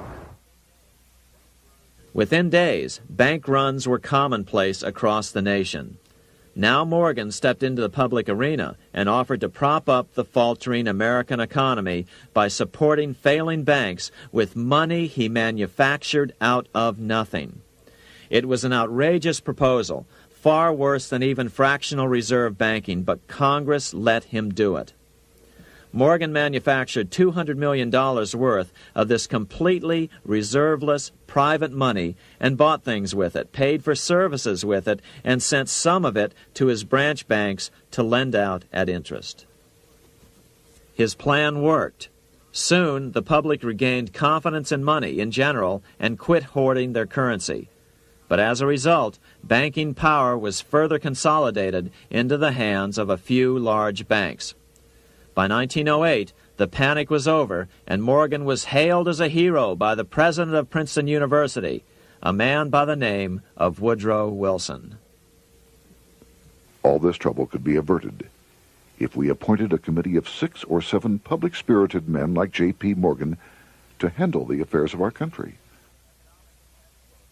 Economics textbooks would later explain that the creation of the Federal Reserve System was the direct result of the panic of 1907. Quote, "With its alarming epidemic of bank failures, the country was fed up once and for all with the anarchy of unstable private banking," close quote. But Minnesota Congressman Charles A. Lindbergh Sr., the father of the famous aviator Lucky Lindy, later explained that the panic of 1907 was really just a scam. Those not favorable to the money trust could be squeezed out of business and the people frightened into demanding changes in the banking and currency laws which the money trust would frame. So, since the passage of the National Bank Act of 1863, the money changers had been able to create a series of booms and busts.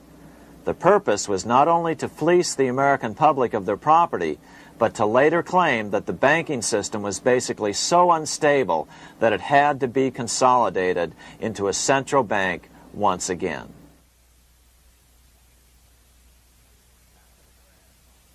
After the crash, Teddy Roosevelt, in response to the panic of 1907, signed into law a bill creating something called the National Monetary Commission.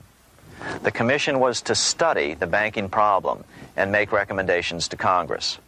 Of course, the commission was packed with Morgan's friends and cronies. The chairman was a man named Senator Nelson Aldrich from Rhode Island. Aldrich represented the Newport, Rhode Island homes of America's richest banking families. His daughter married John D. Rockefeller, Jr., and together they had 5 sons: John, Nelson, who would become vice president in 1974, Lawrence, Winthrop, and David, the head of the Council on Foreign Relations and former chairman of Chase Manhattan Bank.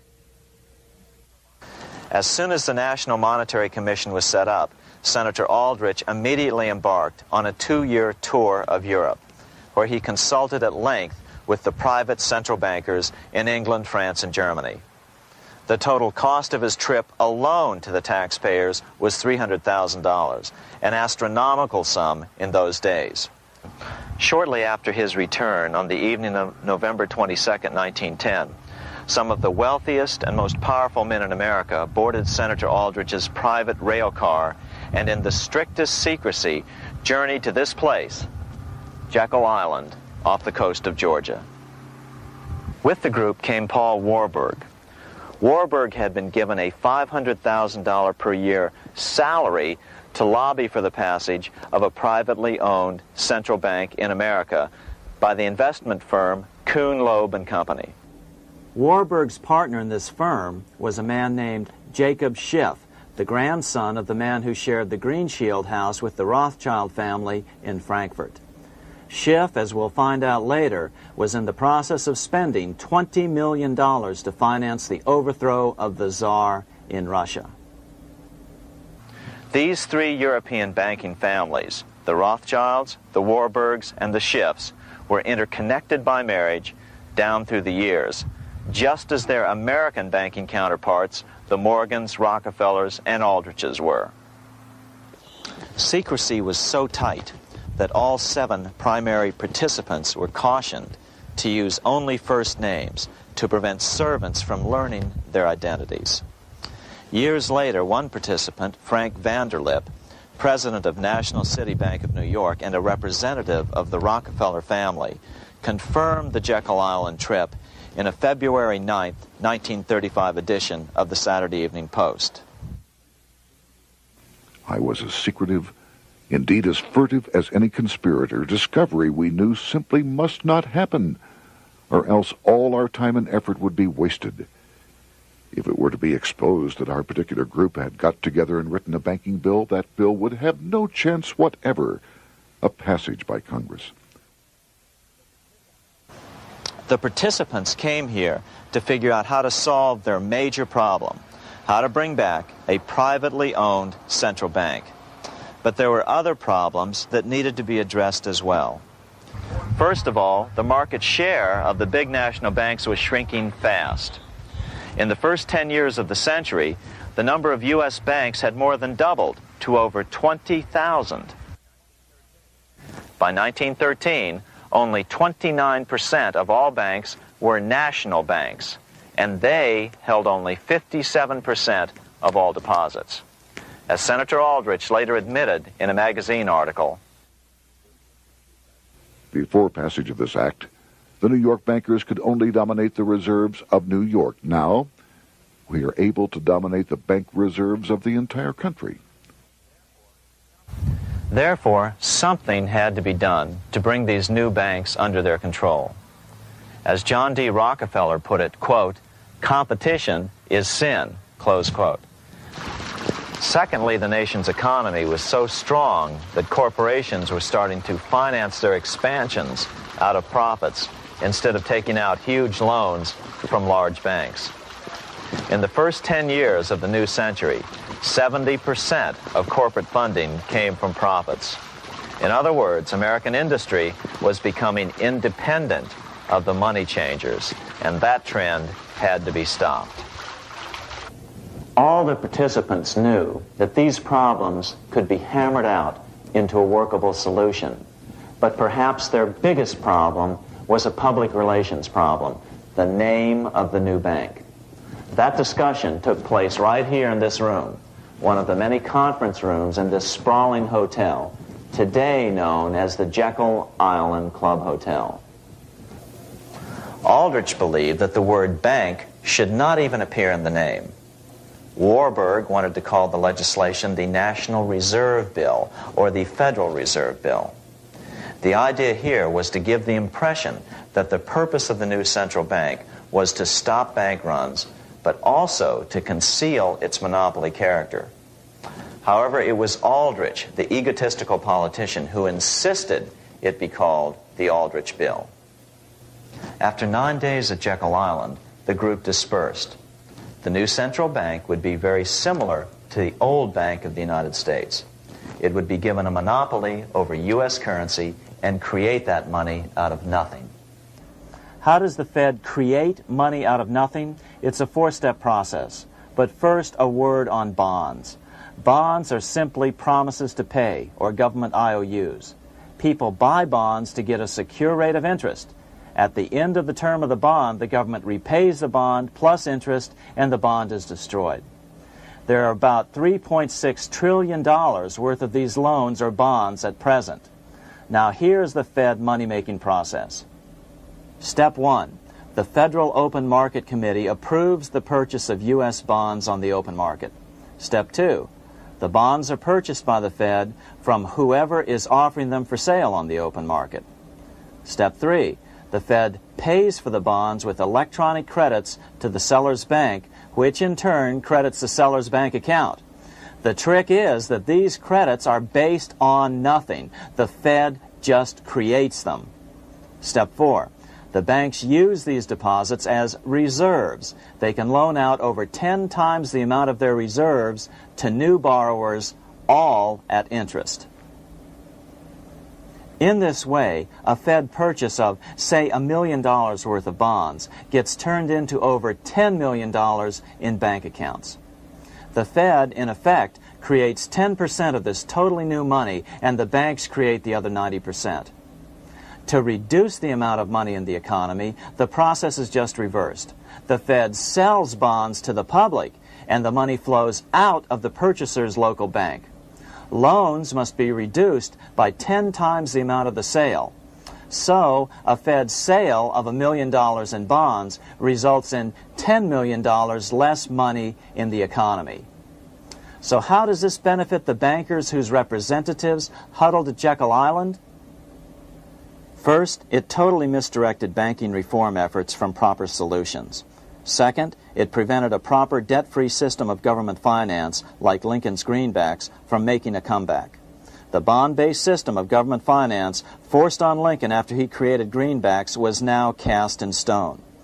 Third, it delegated to the bankers the right to create 90% of our money supply based on only fractional reserves, which they then loan out at interest. Fourth, it centralized overall control of our nation's money supply in the hands of a few men. Fifth, it established a central bank with a high degree of independence from effective political control. Soon after its creation, the Fed's great contraction in the early 1930s would cause the Great Depression. This independence has been enhanced since then through additional laws. In order to fool the public into thinking the government retained control, the plan called for the Fed to be run by a board of governors appointed by the President and approved by the Senate. But all the bankers had to do was to be sure their men got appointed to the board of governors. That wasn't hard. Bankers have money, and money buys influence over politicians. Once the participants left Jekyll Island, the public relations blitz was on. The big New York banks put together an educational fund of $5 million to finance professors at respected universities to endorse the new bank. Woodrow Wilson at Princeton was one of the first to jump on the bandwagon. But the bankers' subterfuge didn't work. The Aldrich Bill was quickly identified as the Bankers' Bill, a bill to benefit only what became known as the money trust. As Congressman Lindbergh put it during the congressional debate, the Aldrich Plan is the Wall Street Plan. It means another panic, if necessary, to intimidate the people. Aldrich, paid by the government to represent the people, proposes a plan for the trusts instead. Seeing they didn't have the votes to win in Congress, the Republican leadership never brought the Aldrich Bill to a vote. The bankers quietly decided to move to track 2, the Democratic alternative. They began financing Woodrow Wilson as the Democratic nominee. As respected historian James Perloff put it, Wall Street financier Bernard Baruch was put in charge of Wilson's education. Baruch brought Wilson to the Democratic Party headquarters in New York in 1912, leading him like one would a poodle on a string. Wilson received an indoctrination course from the leaders convened there. So now the stage was set. The money changers were poised to install their privately owned central bank once again. The damage President Andrew Jackson had done 76 years earlier had been only partly repaired with the passage of the National Bank Act during the Civil War. Since then, the battle had raged on across the decades. The Jacksonians became the greenbackers, who became the hardcore supporters of William Jennings Bryan. With Bryan leading the charge, these opponents of the money changers, ignorant of Baruch's tutelage, now threw themselves behind Democrat Woodrow Wilson. They and Bryan would soon be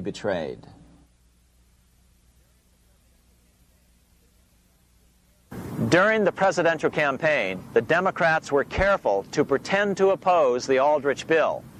As Representative Lewis McFadden, himself a Democrat, as well as chairman of the House Banking and Currency Committee, explained it 20 years after the fact. The Aldrich bill was condemned in the platform. When Woodrow Wilson was nominated, the men who ruled the Democratic Party promised the people that if they were returned to power, there would be no central bank established here while they held the reins of government.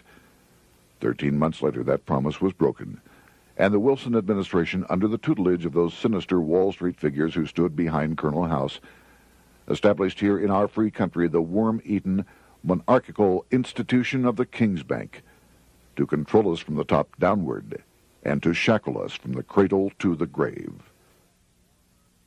Once Wilson was elected, Morgan, Warburg, Baruch, and company advanced a new plan, which Warburg named the Federal Reserve System. The Democratic leadership hailed the new bill, called the Glass-Owen Bill, as something radically different from the Aldrich Bill. But in fact, the bill was virtually identical in every important detail.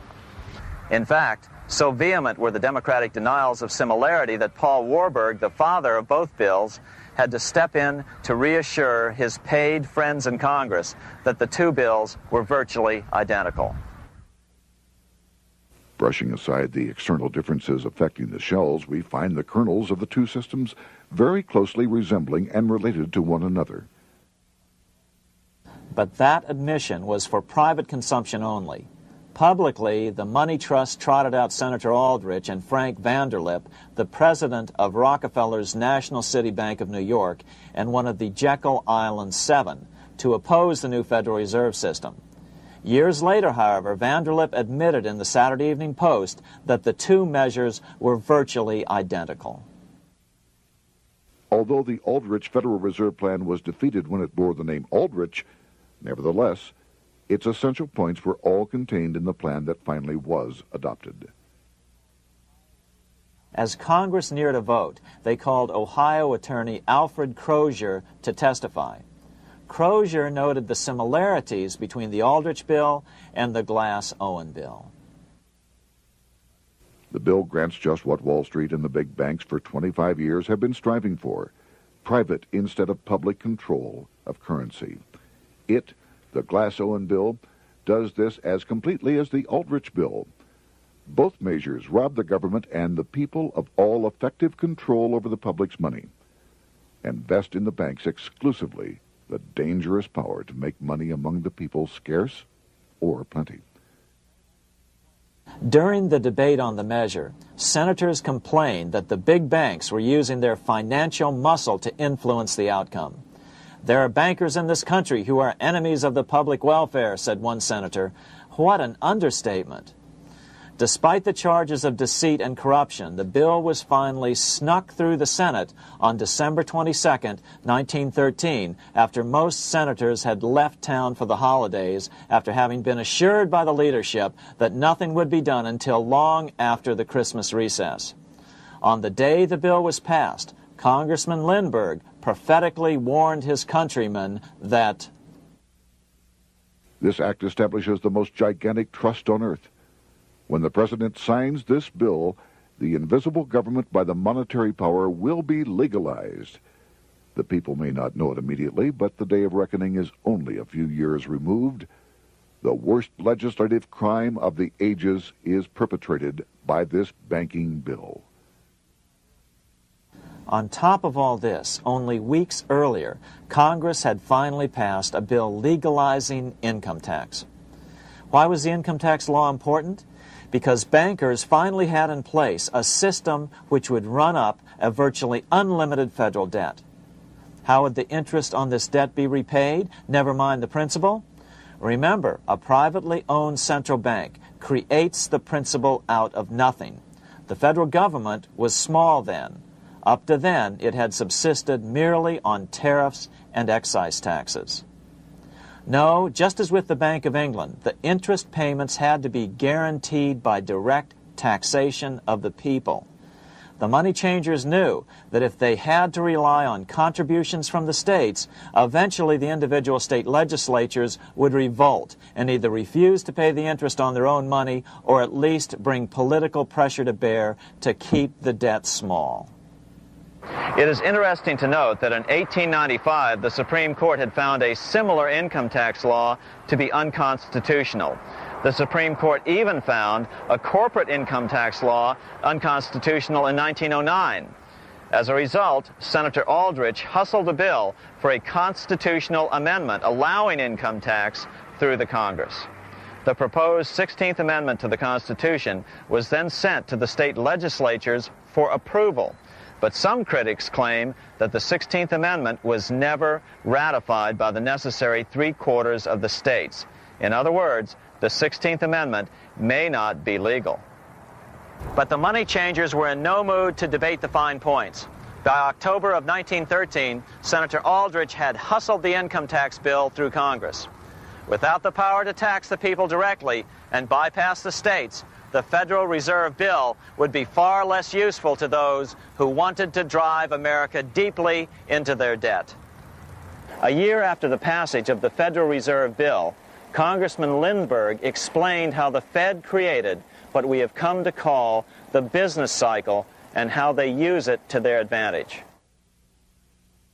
To cause high prices, all the Federal Reserve Board will do will be to lower the rediscount rate, producing an expansion of credit and a rising stock market. Then, when businessmen are adjusted to these conditions, it can check prosperity in mid-career by arbitrarily raising the rate of interest. It can cause the pendulum of a rising and falling market to swing gently back and forth by slight changes in the discount rate, or cause violent fluctuations by a greater rate variation. And in either case, it will possess inside information as to financial conditions and advanced knowledge of the coming change, either up or down. This is the strangest, most dangerous advantage ever placed in the hands of a special privileged class by any government that ever existed. The system is private, conducted for the sole purpose of obtaining the greatest possible profits from the use of other people's money. They know in advance when to create panics to their advantage. They also know when to stop panic. Inflation and deflation work equally well for them when they control finance. Congressman Lindbergh was correct on all points. What he didn't realize was that most European nations had already fallen prey to the central bankers decades or centuries earlier. But he also mentions the interesting fact that only 1 year later, the Fed had cornered the market in gold. This is how he put it, quote, "Already, the Federal Reserve banks have cornered the gold and gold certificates," close quote.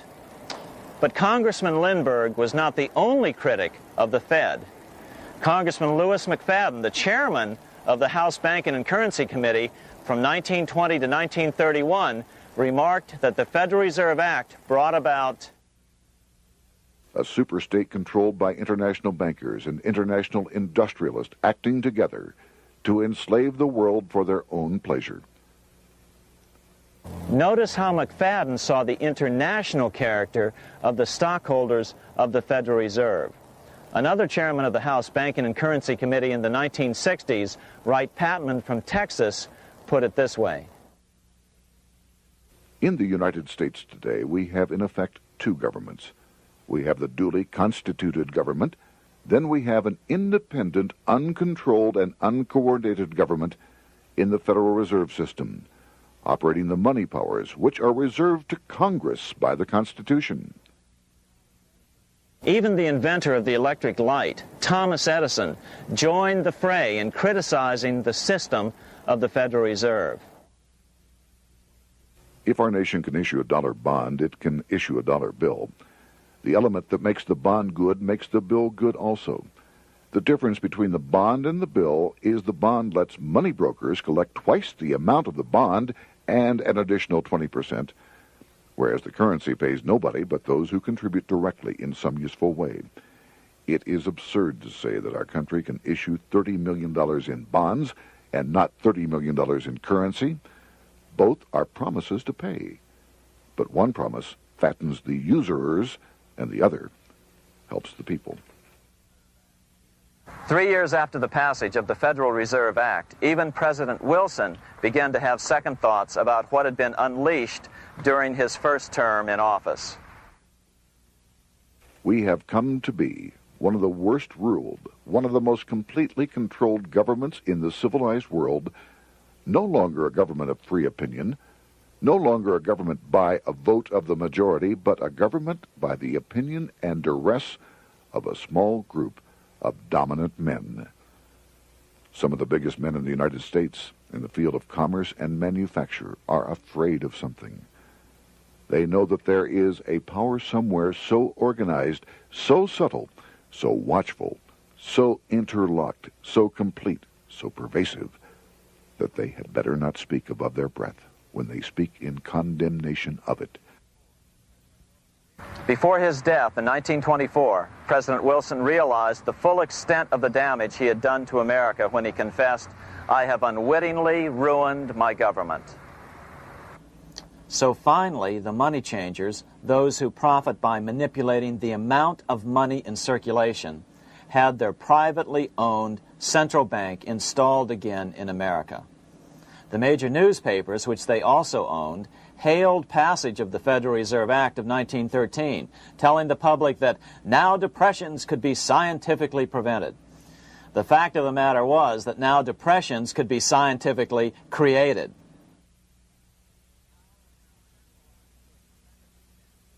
Power was now centralized to a tremendous extent. Now it was time for a war, a really big war. In fact, the First World War. Of course, to the central bankers, the political issues of war don't matter nearly as much as the profit potential, and nothing creates debts like warfare. England was the best example at that time.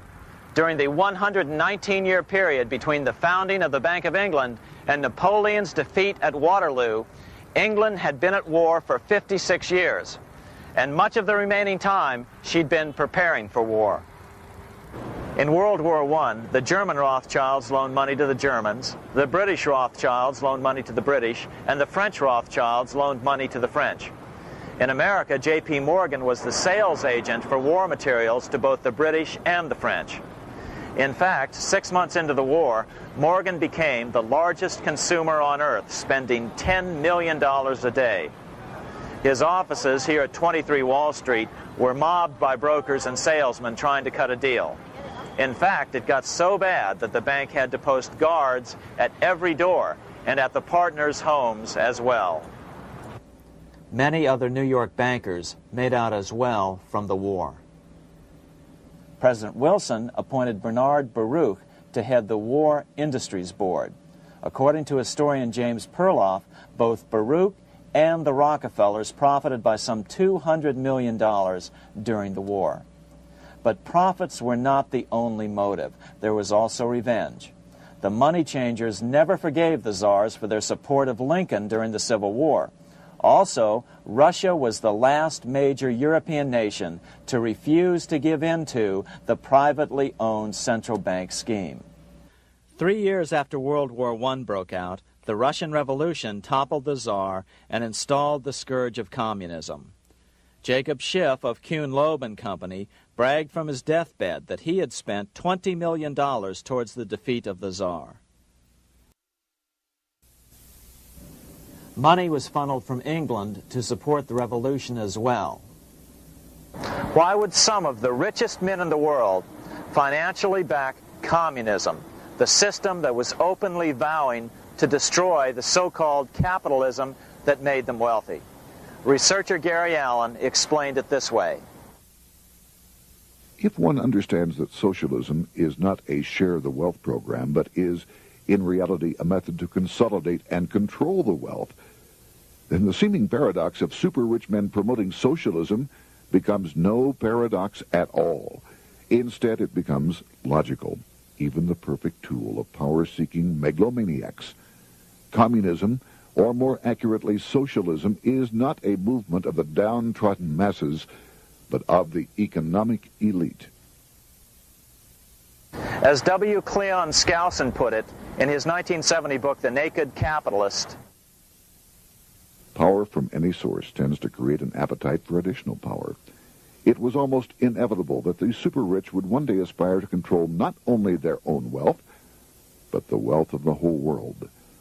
To achieve this, they were perfectly willing to feed the ambitions of the power-hungry political conspirators who were committed to the overthrow of all existing governments and the establishments of a central worldwide dictatorship. but what if these revolutionaries get out of control and try to seize power from the super-rich? After all, it was Mao Zedong who in 1938 stated his position concerning power. Political power grows out of the barrel of a gun. The Wall Street, London axis elected to take the risk. The master planners attempted to control revolutionary communist groups by feeding them vast quantities of money when they obeyed and contracting their money supply or even financing their opposition if they got out of control. Lenin began to understand that although he was the absolute dictator of the new Soviet Union, he was not pulling the financial strings. Someone else was silently in control. The state does not function as we desired. The car does not obey. A man is at the wheel and seems to lead it, but the car does not drive in the desired direction. It moves as another force wishes.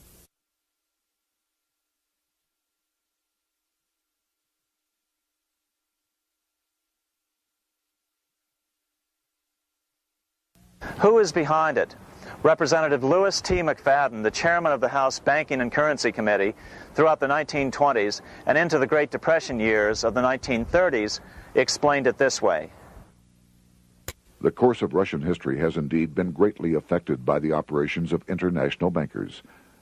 The Soviet government has been given United States Treasury funds by the Federal Reserve Board, acting through the Chase Bank. England has drawn money from us through the Federal Reserve banks and has relent it at high rates of interest to the Soviet government. The Dnipro Dam was built with funds unlawfully taken from the United States Treasury by the corrupt and dishonest Federal Reserve Board and the Federal Reserve banks.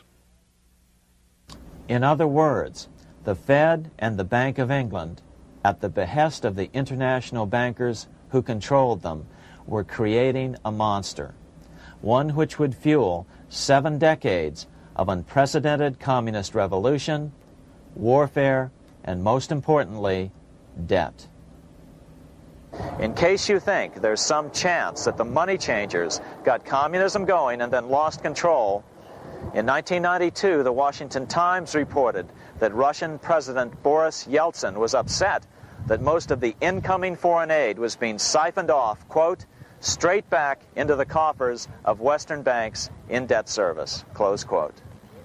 No one in his right mind would claim that a war as large as World War I had a single cause. Wars are complex things with many causative factors. But on the other hand, it would also be equally foolish to ignore as a prime cause of World War I those who would profit the most from the war. The role of the money changers is no wild conspiracy theory. They had a motive, a short-ranged, self-serving motive, as well as a long-range political motive of advancing totalitarian governments, with the money changers maintaining the financial clout to control whatever politician might emerge as the leader.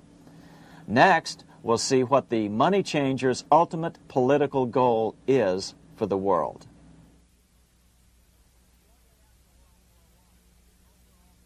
Shortly after World War I, the overall political agenda of the money changers began to be clear. Now that they controlled national economies individually, the next step was the ultimate form of consolidation, world government. The new world government proposal was given top priority at the Paris Peace Conference after World War I. It was called the League of Nations, but much to the surprise of Paul Warburg and Bernard Baruch, who attended the peace conference with President Wilson, the world was not yet ready to dissolve national boundaries. Nationalism still beats strong in the human breast. For example, Lord Curzon, the British Foreign Secretary, called the League of Nations a good joke, even though it was the stated policy of the British government to support it. To the humiliation of President Wilson, the U.S. Congress wouldn't ratify the League either, despite the fact that it had been ratified by many other nations. Without money flowing from the U.S. Treasury, the League died. After World War I, the American public had grown tired of the internationalist policies of Democrat Woodrow Wilson. In the presidential election of 1920, Republican Warren Harding won a landslide victory with over 60% of the vote. Harding was an ardent foe of both Bolshevism and the League of Nations. His election, which opened a 12-year run of Republican presidents in the White House, led to an unprecedented era of prosperity known as the Roaring Twenties. Despite the fact that the war had brought America a debt 10 times larger than its Civil War debt, still the American economy surged. Gold had poured into the country during the war, and it continued to do so afterwards. In the early 1920s, the governor of this bank, the Federal Reserve Bank of New York, a man named Benjamin Strong, met frequently with the secretive and eccentric governor of the Bank of England, Montague Norman. Norman was determined to replace the gold England had lost to the U.S. during World War I and return the Bank of England to its former position of dominance in world finance. On top of that, rich with gold, the American economy might get out of control again, just like it had done after the Civil War. During the next 8 years, under the presidencies of Harding and Coolidge, the huge federal debt built up during World War I was cut by 38%, down to $16 billion, the greatest percentage drop in U.S. history. During the election of 1920, Warren Harding and Calvin Coolidge ran against James Cox, the governor of Ohio, and the little-known Franklin D. Roosevelt, who had previously risen to no higher post than President Wilson's Assistant Secretary of the Navy. After his inauguration, Harding moved quickly to formally kill the League of Nations. Then he quickly moved to reduce domestic taxes while raising tariffs to record heights. Now, this was a revenue policy of which most of the Founding Fathers would certainly have approved. His second year in office, Harding took ill on a train trip in the West and suddenly died. Although no autopsy was performed, the cause was said to be either pneumonia or food poisoning. When Coolidge took over, he continued Harding's domestic economic policy of high tariffs on imports while cutting income taxes. As a result, the economy grew at such a rate that net revenue still increased. Now that had to be stopped. So just as they'd done so frequently before, the money changers decided it was time to crash the American economy. The Federal Reserve began flooding the country with money. They increased the money supply by 62% during these years. Money was plentiful. This is why it was known as the Roaring Twenties. Before his death in 1919, former President Teddy Roosevelt warned the American people what was going on. As reported in the March 27, 1922 edition of the New York Times, Roosevelt said, "These international bankers and Rockefeller Standard Oil interests control the majority of newspapers and the columns of these papers to club into submission or drive out of public office officials who refuse to do the bidding of the powerful, corrupt cliques which compose the invisible government." Just one day before, in the New York Times, the mayor of New York, John Hylan, quoted Roosevelt and blasted those he saw as taking control of America, its political machinery, and its press. The warning of Theodore Roosevelt has much timeliness today, for the real menace of our republic is this invisible government which, like a giant octopus, sprawls its slimy length over city, state, and nation. It seizes in its long and powerful tentacles our executive officers, our legislative bodies, our schools, our courts, our newspapers, and every agency created for the public protection. To depart from mere generalizations, let me say that at the head of this octopus are the Rockefeller Standard Oil interest and a small group of powerful banking houses generally referred to as the international bankers. The little coterie of powerful international bankers virtually run the United States government for their own selfish purposes. They practically control both parties, write political platforms, make cat's paws of party leaders, use the leading men of private organizations, and resort to every device to place a nomination for high public office only such candidates as will be amenable to the dictates of corrupt big business. These international bankers and Rockefeller Standard Oil interests control the majority of newspapers and magazines in this country. Why didn't people listen to such strong warnings and demand that Congress reverse its 1913 passage of the Federal Reserve Act? Because remember, it was the 1920s. A steady increase in bank loans contributed to a rising market. In other words, just as it is today, in times of prosperity, no one wants to worry about economic issues. But there was a dark side to all this prosperity. Businesses expanded and became strung out on credit. Speculation in the booming stock market became rampant. Although everything looked rosy, it was a castle made of sand. When all was in readiness, in April of 1929, Paul Warburg, the father of the Federal Reserve, sent out a secret advisory warning his friends that a collapse and nationwide depression was certain. In August of 1929, the Fed began to tighten money. It is not a coincidence that the biographies of all the Wall Street giants of that era, John D. Rockefeller, J.P. Morgan, Bernard Baruch, etc., all marvel that they got out of the stock market just before the crash and put all their assets in cash or gold. On October 24th, 1929, the big New York bankers called in their 24-hour broker call loans. This meant that both stockbrokers and customers had to dump their stocks on the market to cover their loans, no matter what price they had to sell them for. As a result, the market tumbled, and that day was known as Black Thursday.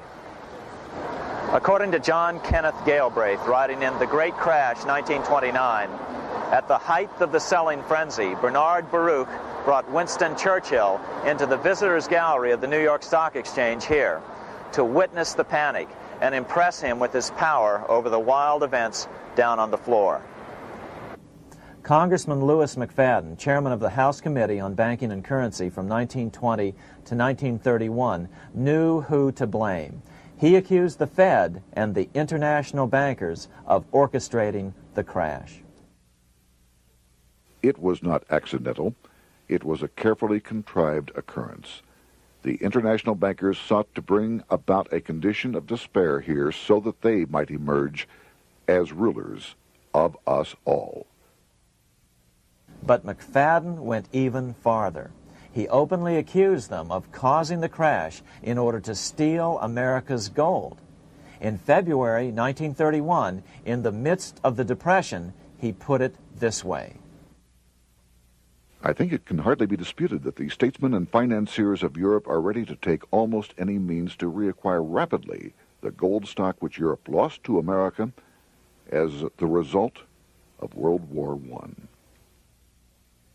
Curtis Dahl, a broker for Lehman Brothers, was on the floor of the New York Stock Exchange the day of the crash. In his 1970 book, FDR, My Exploited Father-in-Law, he explained that the crash was triggered by the planned sudden shortage of call money in the New York money market. Actually, it was the calculated shearing of the public by the world money powers triggered by the planned sudden shortage of call money in the New York money market. Within a few weeks, $3 billion of wealth simply seemed to vanish. Within a year, $40 billion had been lost. But did it really disappear? Or was it simply consolidated in fewer hands? And what did the Federal Reserve do? Instead of moving to help the economy out by quickly lowering interest rates to stimulate the economy, the Fed continued to brutally contract the money supply further, deepening the Depression. Between 1929 and 1933, the Fed reduced the money supply by an additional 33%. Although most Americans have never heard that the Fed was the cause of the Depression, this is well known among top economists. Milton Friedman, the Nobel Prize-winning economist, now of Stanford University, said the same thing in a National Public Radio interview in January of 1996. The Federal Reserve definitely caused the Great Depression by contracting the amount of currency in circulation by 1/3 from 1929 to 1933. But the money lost by most Americans during the Depression didn't just vanish. It was just redistributed into the hands of those who had gotten out just before the crash and had purchased gold, which is always a safe place to put your money just before a depression. But America's money also went overseas. Incredibly, as President Hoover was heroically trying to rescue banks and prop up businesses, with millions of Americans starving as the Great Depression deepened, millions of dollars were being spent rebuilding Germany from damage sustained during World War I. 8 years before Hitler would invade Poland, Representative Louis McFadden, chairman of the House Banking and Currency Committee, warned Congress that Americans were paying for Hitler's rise to power.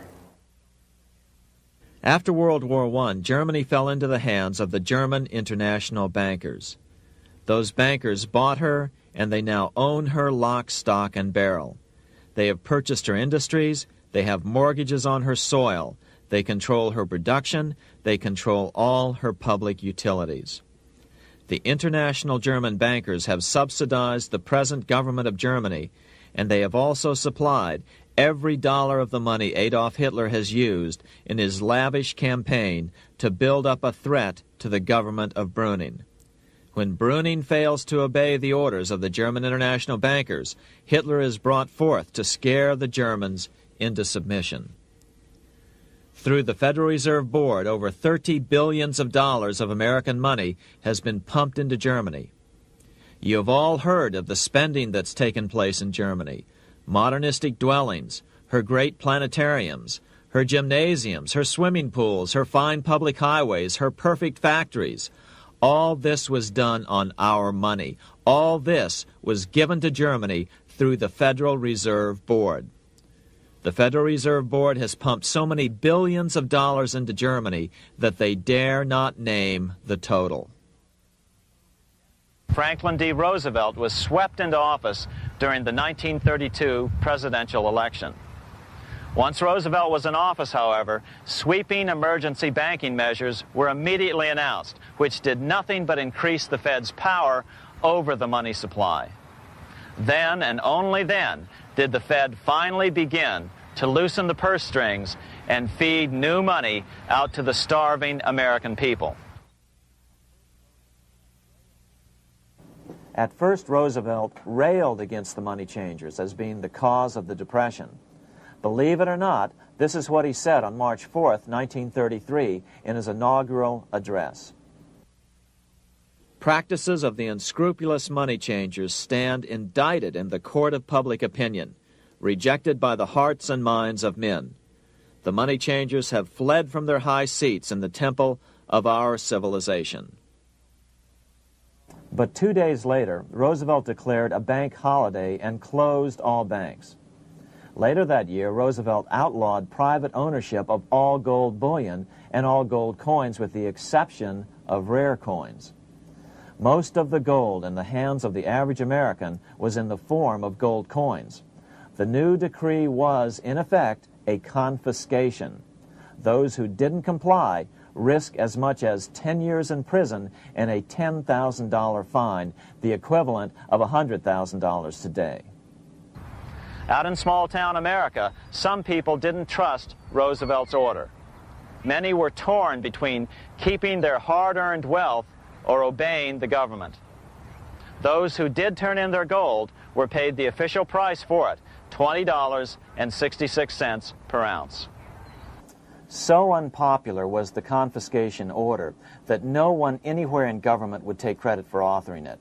No congressman claimed it. At the signing ceremony, President Roosevelt made it clear to all present that he was not the author of it and publicly stated that he had not ever read it.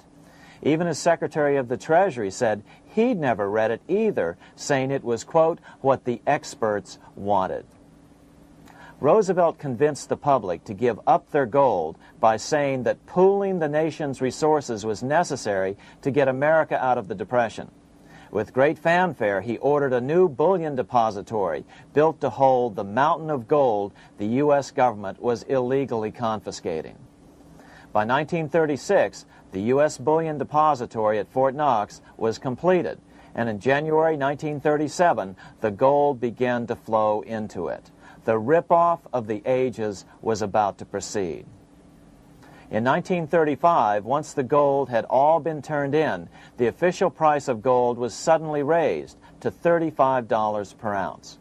But the catch was, only foreigners could sell their gold at the new higher price. The money changers who had heeded Warburg's note and gotten out of the stock market just before the crash and bought gold at $20.66 per ounce, then shipped it to London, could now bring it back and sell it back to the government, nearly doubling their money while the average American starved. The Fort Knox Bullion Depository sits here in the middle of the Fort Knox Military Reservation, 30 miles southwest of Louisville, Kentucky. This was as close as we were permitted to get to the depository despite years of letters from members of Congress to allow our film crew inside. The 4-acre grounds immediately surrounding the building are guarded by an electrified steel fence, an open moat, and 4 machine-gun-armed guard pillboxes at the structure's corners. When the gold began arriving on January 13, 1937, there was unprecedented security. Thousands of official guests watched the arrival of a 9-car train from Philadelphia, guarded by armed soldiers, postal inspectors, Secret Servicemen, and guards from the U.S. Mint.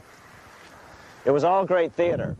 America's gold supply from across the land had been pooled, supposedly for the public benefit, and then safely tucked into Fort Knox. But all that security would soon be breached by the government itself. Now the stage was set for a really big war, one which would pile up debt far beyond that of World War I. For example, in 1944 alone, the U.S. national income was only $183 billion, yet $103 billion was spent on the war. This was 30 times the spending rate during World War I. In fact, the American taxpayer picked up 55% of the total Allied cost of the war. But equally important, virtually every nation involved in World War II greatly multiplied their debt. In the U.S., for example, federal debt went from $43 billion in 1940 up to $257 billion in 1950, an increase of 598%. Between 1940 and 1950, Japanese debt swelled 1,348%. French debt grew 583%, and Canadian debt soared 417%. After the war, the world was now divided into 2 economic camps: communist command economies on the one hand versus monopoly capitalists on the other, set to fight it out in one perpetual and highly profitable arms race. It was finally time for the central bankers to embark in earnest on their 3-step plan to centralize the economic systems of the entire world and finally bring about their global government or New World Order. The phases of this plan were: Step 1, central bank domination of national economies worldwide. Step 2, centralized regional economies through organizations such as the European Monetary Union and regional trade unions such as NAFTA. Step 3, centralize the world economy through a world central bank, a world money, and ending national independence through abolition of all tariffs by treaties like GATT. Step 1 was completed long ago. Steps 2 and 3 are far advanced, nearing completion. What about gold? Among central banks, the largest holder of gold is now the IMF. It and central banks now control 2/3 of the world's gold supply, giving them the ability to manipulate the gold market. Remember the money changer's golden rule: he who has the gold makes the rules. But before we get into solutions to our problem, let's take a look at what happened to all that gold in Fort Knox. Because if we don't understand that the gold has been stolen, we'll allow ourselves to be stampeded into the wrong solution: a gold-backed currency. Most Americans still believe that the gold is still here at Fort Knox. At the end of World War II, Fort Knox contained over 700 million ounces of gold, an incredible 70% of all the gold in the world. How much remains? No one knows. Despite the fact that federal law requires an annual physical audit of Fort Knox gold, the Treasury has consistently refused to conduct one. The truth is that a reliable audit of whatever remains here has not been conducted since President Eisenhower ordered one in 1953. Where did America's gold in Fort Knox go? Over the years, it was sold off to European money changers at the $35 per ounce price. Remember, this was during a time when it was illegal for Americans to buy any of their own gold from Fort Knox. In fact, there was a very infamous case where the Firestone family set up a string of dummy corporations to purchase Fort Knox gold and keep it in Switzerland, never hitting U.S. shores. They were eventually caught, however, and successfully prosecuted. Finally, by 1971, all the pure gold had been secretly removed from Fort Knox, drained back to London. Once the gold was gone from Fort Knox, President Nixon closed the gold window by repealing Roosevelt's Gold Reserve Act of 1934, finally making it legal once again for Americans to buy gold. Naturally, gold prices immediately began to soar. 9 years later, gold sold for $880 per ounce, 25 times what the gold in Fort Knox was sold for. One would think that eventually someone in the government would get wind of what was happening and blow the whistle. The largest fortune in the history of the world stolen.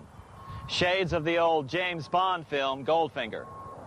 Well, as a matter of fact, Ian Fleming, the author of the James Bond series, was head of the British counterintelligence service, MI5. Some believe in the intelligence community that he wrote much of his fiction as a warning, as many authors of fiction do. If the removal of all the good delivery gold from Fort Knox can be viewed as a deliberate raid on the U.S. Treasury, then such an operation might well have been years in the making, namely 40 years. Certainly enough time for